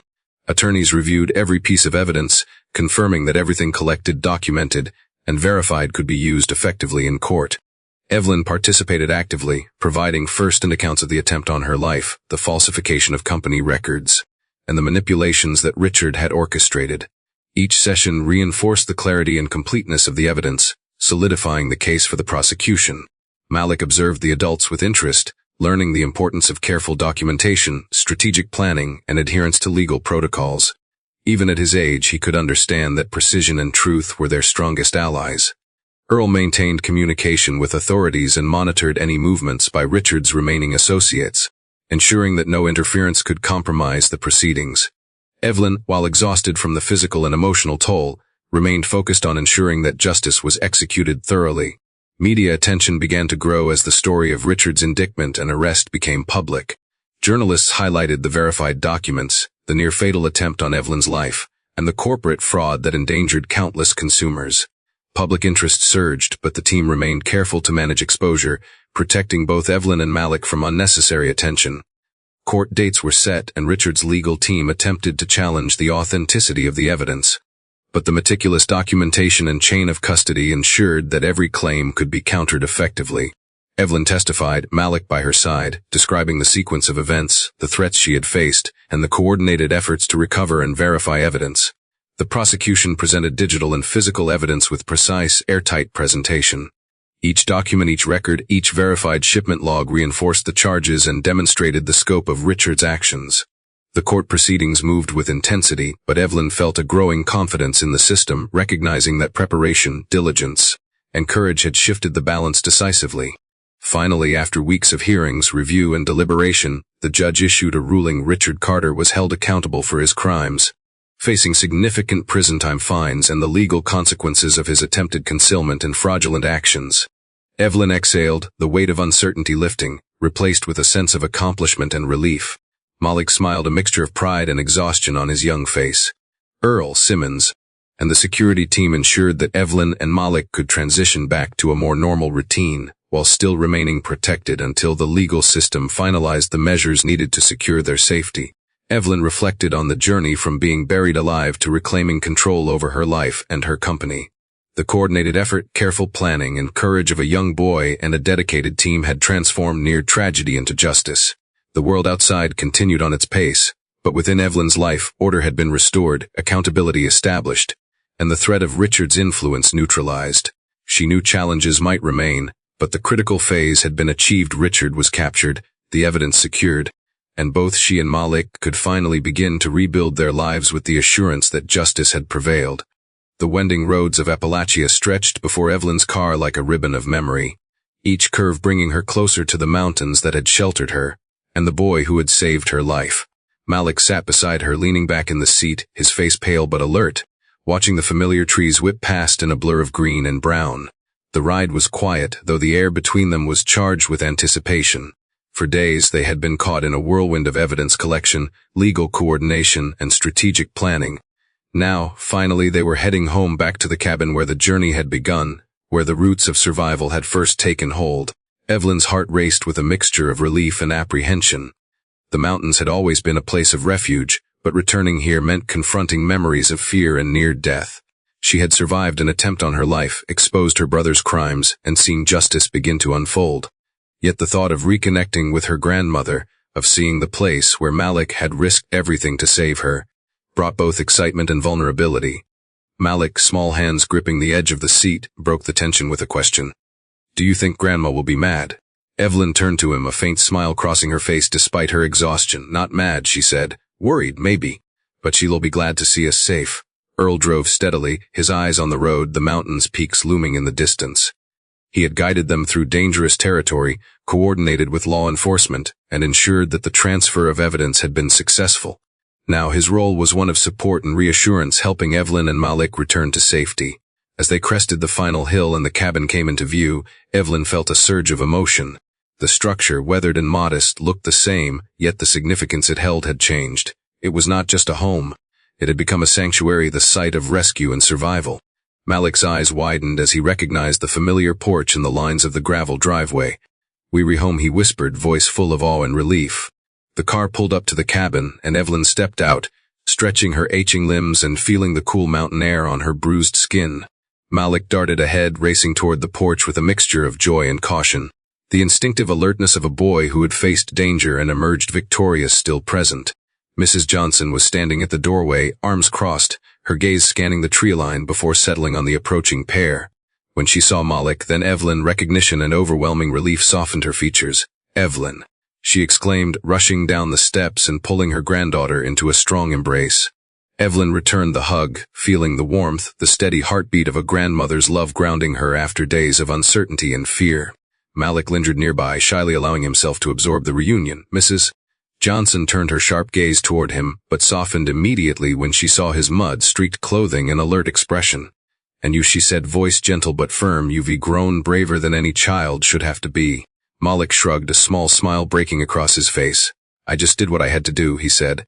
Evelyn released her grandmother and gestured toward Malik. "He saved me," she said simply, letting the words carry the weight of truth and gratitude. Mrs. Johnson knelt before him, taking his small hands in her own. "You saved more than a life, Malik," she said, her voice choked with emotion. "You saved hope." Inside the cabin, the air smelled of fresh bread and brewed coffee, a simple comfort that felt almost sacred after the chaos they had endured. Evelyn settled into her familiar chair, letting exhaustion wash over her, while Malik explored the corners of the cabin he had once navigated as a rescuer. Earl, seated across from Evelyn, removed his coat and surveyed the room, attentive to the dynamic of comfort and safety. Evelyn spoke softly, recounting the past days to her grandmother, Malik occasionally chiming in with details of what he had done, what he had seen. Mrs. Johnson listened intently, the lines of her face etched with concern, relief, and pride. Together they shared a quiet understanding the cabin had been the setting for both tragedy and triumph. The team's efforts had ensured accountability, but the personal bonds forged during danger were just as significant. As the afternoon wore on, Evelyn and Malik settled into routines that blended care and reflection. Her grandmother prepared a warm meal, and they sat together at the table, the conversation gently returning to normalcy while still acknowledging the extraordinary events they had survived. Malik's eyes sparkled with questions, curiosity mingled with the awareness that their world had expanded beyond the mountains. "What happens now?" he asked, voice tentative but eager. Evelyn looked at him, a calm determination shaping her expression. "Now we recover," she said, "we heal. Then we rebuild the company, our lives, and the trust that was broken, all of it. And we make sure nothing like this can happen again." Mrs. Johnson nodded, reaching across the table to squeeze Evelyn's hand. "We have what matters," she said, "each other, courage, and the knowledge that we survived and fought back." Earl added, "And we've set safeguards. The legal system, regulators, and our documentation ensure that Richard's reach is limited. But we remain vigilant." Evelyn leaned back, absorbing the words, feeling the weight of relief mingling with the responsibility of the future. She knew that rebuilding would not be easy. Her company would require careful attention, legal proceedings would continue, and the emotional recovery for all involved would take time. But for the first time in weeks, she felt a sense of control. Malik, sensing the shift, moved closer, quietly resting his hand on hers. "We did it," he said softly, a statement full of truth and accomplishment. Evelyn smiled, letting the small gesture convey gratitude beyond words. The day stretched into evening, and as the sun dipped behind the Appalachian peaks, the cabin seemed almost magical, a place of security, comfort, and reflection. Evelyn walked outside, breathing in the crisp mountain air, Malik beside her, and her grandmother following, offering support and warmth. They stood together, looking out over the forested hills, a quiet moment of triumph and hope. Plans for the future were discussed: how to stabilize the company, how to maintain security, and how to rebuild lives affected by Richard's betrayal. Evelyn shared with Malik that he would continue to play a role, not as a child burdened by danger, but as a valued partner whose courage had changed the course of events. The mountains, once a place of fear and desperation, had become a symbol of resilience, endurance, and the enduring power of human courage. Evelyn realized that the cabin, her grandmother's love, and Malik's bravery were the true foundation upon which she could rebuild her life. As night fell, the three of them sat on the porch, wrapped in blankets, listening to the distant hoot of an owl and the gentle rustle of leaves. The stars began to appear, clear and bright against the darkening sky, each one a reminder of hope and continuity. Evelyn reflected on the journey from near death to survival, from betrayal to justice, and from fear to empowerment. Malik leaned against her side, quiet but alert, a living testament to courage and loyalty. Mrs. Johnson sipped her tea, her gaze steady, aware that their lives had changed profoundly, but that the bonds formed in adversity were stronger than anything else. Evelyn's mind drifted to the challenges ahead: the company, legal follow-ups, and personal recovery, but for the first time, she felt ready. The immediate danger was over, the perpetrators held accountable, and the support system around her was strong. She placed a hand on Malik's small shoulder, feeling the pulse of determination and bravery that had saved her life. "We have a future now," she said softly, "and we build it together." Malik nodded, eyes reflecting trust, pride, and hope. The night settled over Appalachia, the mountains standing tall, guarding their secrets, and now holding the promise of healing, resilience, and the strength to face whatever came next. The cabin, once the site of fear and survival, had become a sanctuary for reflection, planning, and recovery, a place where the past was acknowledged, the present secured, and the future could be embraced with courage and clarity. The morning air in the Appalachian mountains carried a freshness that Evelyn had not noticed in months. The damp earth smelled of rain, moss, and fallen leaves, each inhalation grounding her in a reality that was no longer dictated by fear or betrayal. She stepped out onto the cabin porch, watching Malik dart between the trees and the garden, checking the perimeter and occasionally pausing to inspect tracks or fallen branches with an intensity that spoke of vigilance but also of a youthful excitement for the world they had reclaimed. Evelyn took a deep breath, feeling the lingering soreness in her body, the bruises on her arms and ribs, and the weight of exhaustion pressing down, yet mingled with a quiet resilience that grew stronger with every step she took. Returning here, to this small cabin nestled among the rolling hills, meant more than just physical safety. It was a chance to rebuild her sense of control and purpose. Malik paused, turning toward her, eyes bright and animated. "Do you think it's really over?" he asked, voice a mix of hope and lingering concern. Evelyn knelt to meet his gaze, brushing mud from his worn shirt. "It's not over, not completely," she admitted, "but the worst is behind us. You helped make sure that, you and Mrs. Johnson." Malik's chest puffed out slightly, pride mingling with the faint awareness of his role in events that had altered the course of lives. Evelyn smiled, letting herself absorb the simple joy of the boy's confidence, knowing that even in the aftermath of danger, he had learned courage, responsibility, and resilience. Mrs. Johnson emerged from the kitchen with a plate of freshly baked biscuits, the comforting smell filling the porch. She handed one to Evelyn and Malik each, and for a moment, the weight of the past weeks seemed to ease, replaced by the tangible warmth of family and survival. "You two deserve this," Mrs. Johnson said, her voice steady and affectionate. "You faced what most adults couldn't, and you did it together." Evelyn took a bite, the sweetness of the biscuit grounding her as much as the mountain air. She looked at Malik, who was chewing thoughtfully, eyes scanning the distant ridges. "It's strange," she said, "to feel normal again after everything." Malik nodded, his youthful expression thoughtful. "It feels like a second chance." Evelyn allowed herself to consider that. A second chance at life, at purpose, and at reclaiming a sense of safety and direction. The mountains had witnessed her near death, had harbored her and Malik as they plotted survival and justice. And now they stood as silent partners in her recovery. She allowed herself to think about the future, to rebuilding the company, ensuring regulatory compliance, protecting consumers, and strengthening her own resilience. The journey ahead was vast, but it was filled with the promise of accountability and renewal. Later in the day, Evelyn and Malik walked along the narrow forest trail that led to a clearing overlooking the valley below. The sun filtered through the trees in golden streaks, casting long shadows that danced across the mossy floor. Evelyn paused, taking in the landscape, letting the serene beauty of the mountains soothe the tension that had clung to her since the night she had been buried.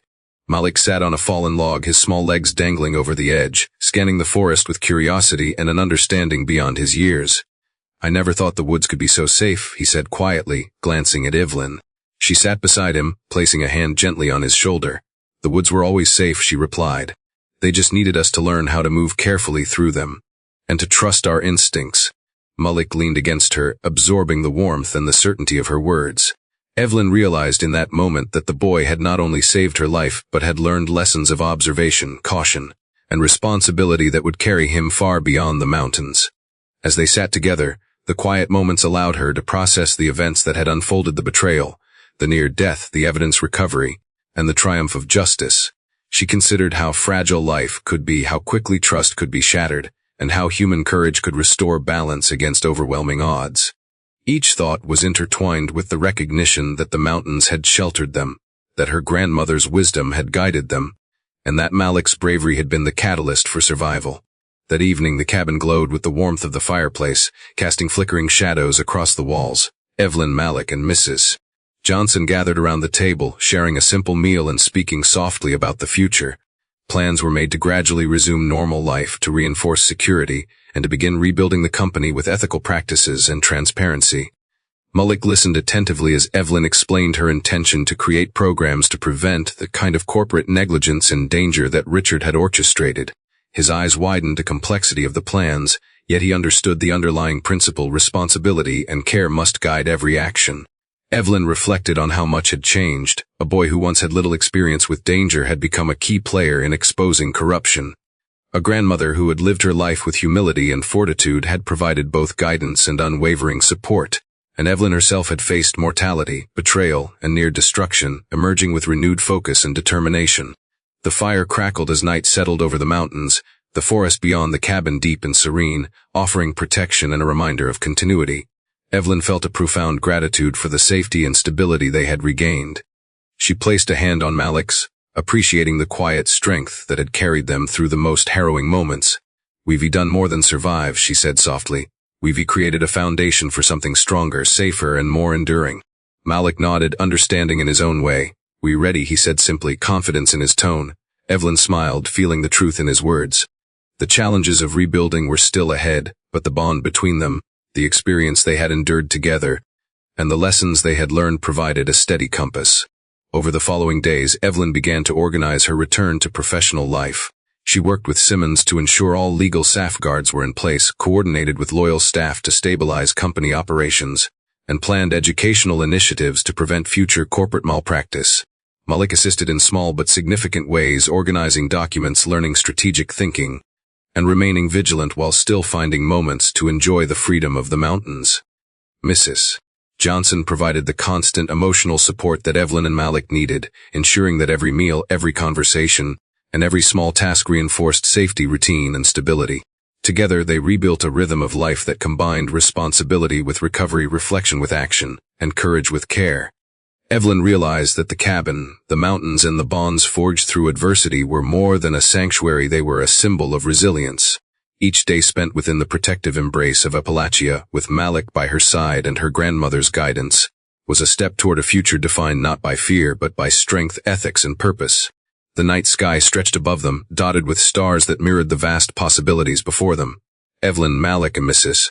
Johnson sat on the porch, letting the cool air wash over them, their hearts steady, their minds aligned with hope and careful planning. Evelyn placed her arm around Malik, feeling the pulse of determination and courage in the boy who had altered the course of events. "The journey isn't over," she said, "but we've taken control of it. Together we can face whatever comes next." Malik leaned into her, eyes reflecting trust, pride, and hope.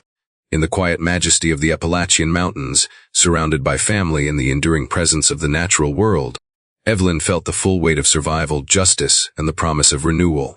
They had reclaimed safety, secured accountability, and found the strength to rebuild. And in that moment, Evelyn understood that courage, planning, and human connection were the true foundations upon which futures could be rebuilt, no matter how dark the past had been. The morning sun rose slowly over the Appalachian Mountains, spilling golden light across the cabin and the surrounding forest. Evelyn stepped onto the porch, taking a deep breath of crisp mountain air, feeling the fullness of a freedom she had not experienced in months. The world beyond the trees seemed distant and peaceful, a stark contrast to the chaos she had endured. Malik sat on the porch railing, legs dangling, eyes scanning the horizon, alert yet relaxed, as though understanding that safety was now a state they could enjoy.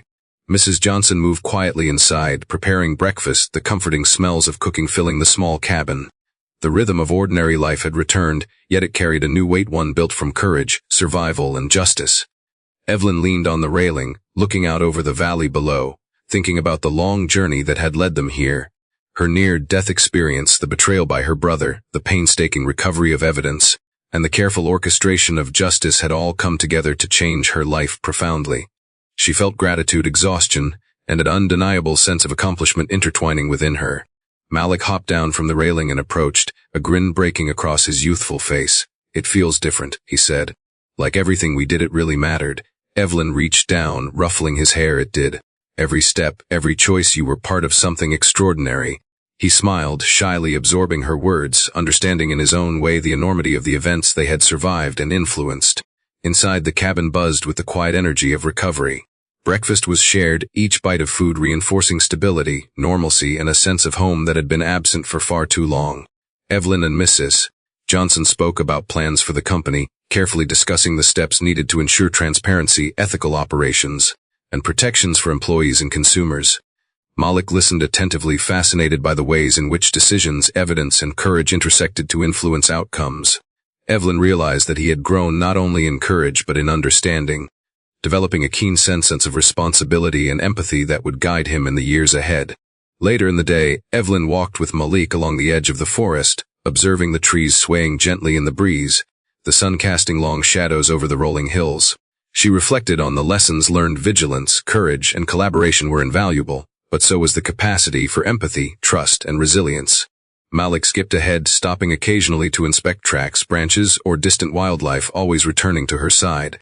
"Do you think people will forget what happened?" he asked, voice small but thoughtful. Evelyn shook her head, a faint smile on her face. "No.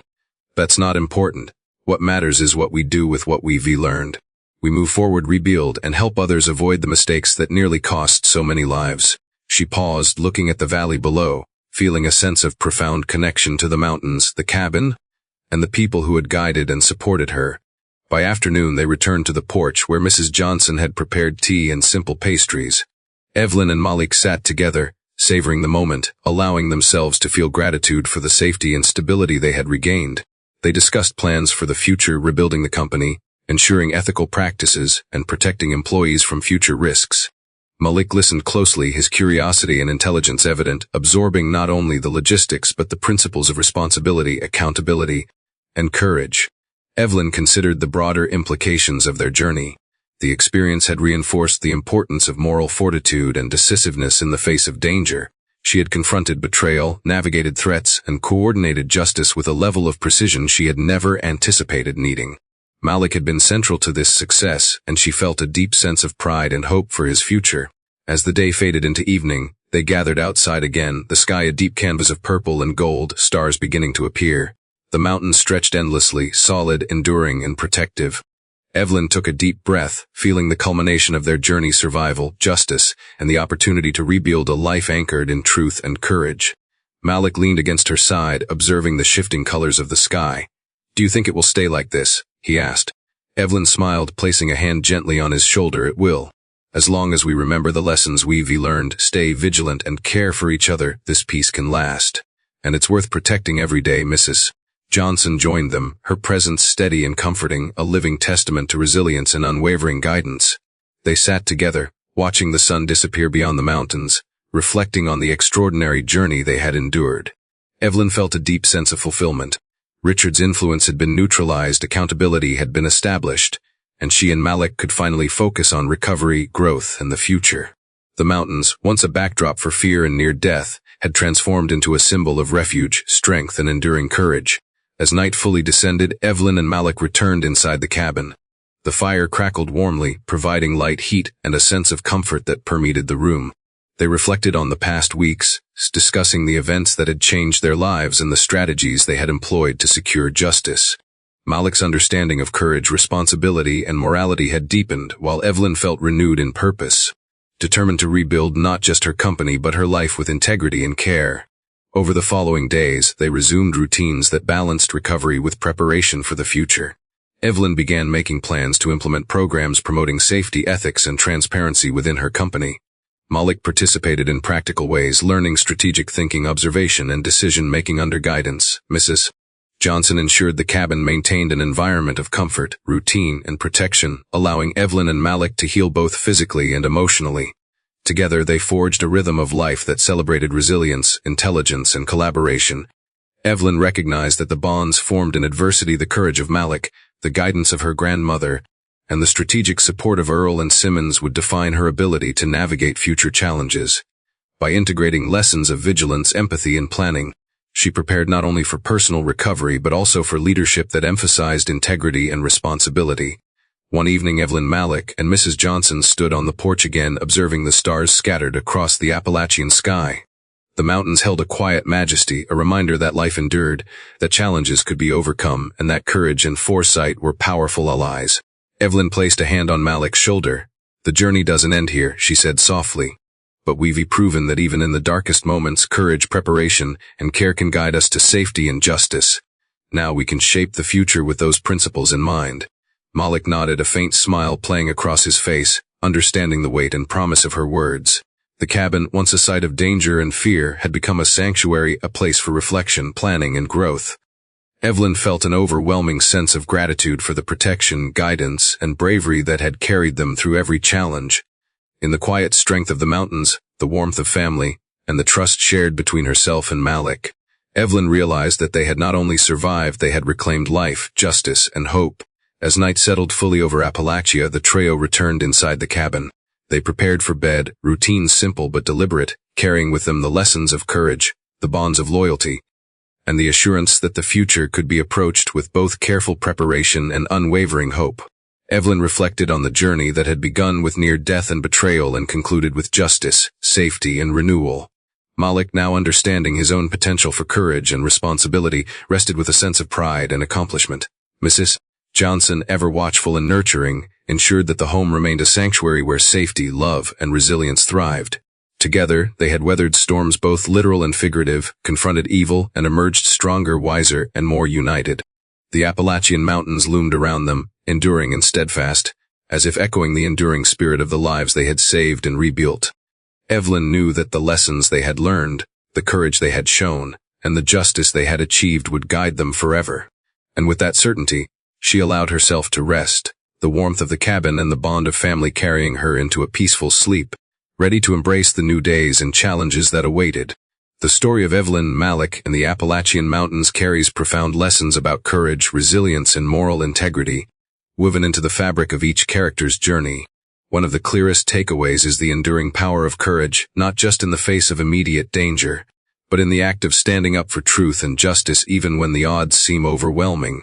Malik, a young boy, embodies this courage in its purest form. He acts decisively to save a life, not for recognition or reward, but because it is the right thing to do. His bravery underscores the idea that heroism can come from unexpected places, and that age, experience, or social status are not prerequisites for making a meaningful difference.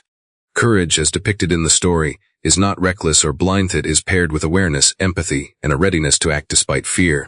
This lesson reminds us that even in our own lives, moments of moral significance often arise quietly, and the choice to confront them with integrity can ripple outward, influencing not only our personal trajectory, but the lives of others. Resilience is another central lesson woven throughout the narrative. Evelyn's survival from an attempted murder orchestrated by her own brother illustrates the human capacity to endure trauma and emerge stronger. The story demonstrates that resilience is not merely the ability to withstand hardship, but also the capacity to respond thoughtfully, strategically, and with perseverance in the face of systemic challenges. It is visible in the way Evelyn navigates betrayal, gathers evidence, and orchestrates justice. And it is mirrored in Malik's determination and quick thinking. Resilience requires patience, adaptability, and collaboration. No one in the story succeeds entirely alone. The interconnectedness of their efforts reinforces the lesson that enduring life's hardships often necessitates both inner strength and a network of trust and support. The Appalachian Mountains themselves serve as a metaphorical backdrop for resilience, steady, enduring, and sheltering those who seek safety while reminding them that perseverance and vigilance are necessary to navigate treacherous terrain. The narrative also emphasizes the importance of moral integrity and the courage to confront wrongdoing. Richard's betrayal demonstrates the consequences of greed, corruption, and ethical failure. In contrast, Evelyn, Malik, and their allies illustrate the transformative power of acting with honesty, responsibility, and commitment to justice.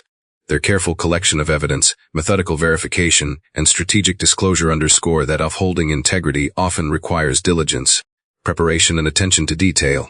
Ethical courage is not impulsive. It involves measured actions that consider both immediate outcomes and long-term ramifications.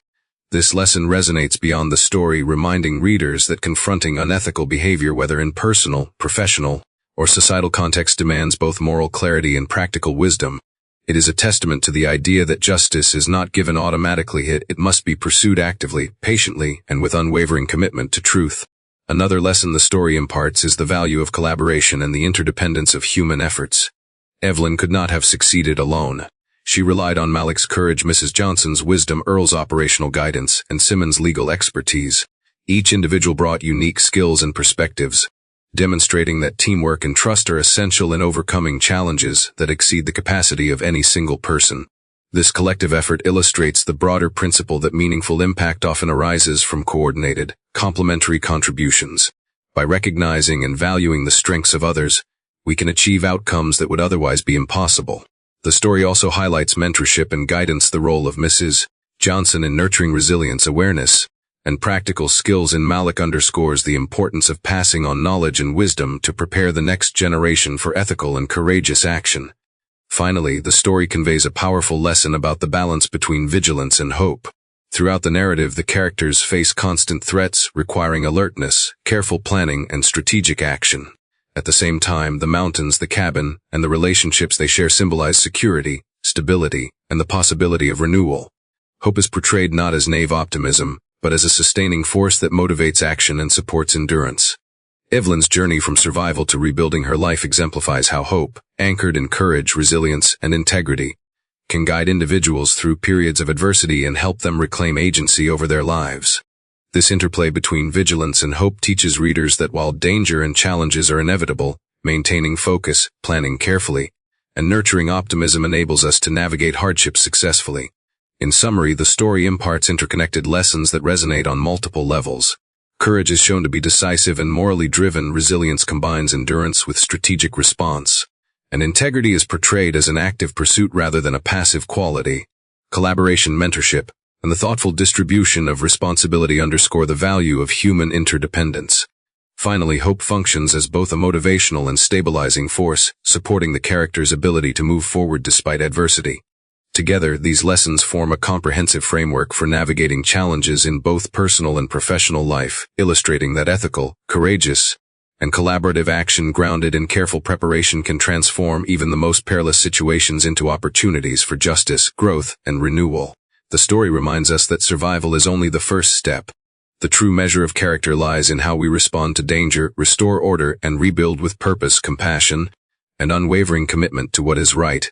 Evelyn and Malik's journey shows that ordinary people, guided by courage, resilience, and moral clarity, can overcome extraordinary threats and inspire change, leaving a lasting impact on their world. If you found this content helpful, don't forget to like, subscribe, and turn on the notification bell so you won't miss any of my latest videos. If you have any ideas or topics you'd like me to cover, leave a comment below. I always read all your comments.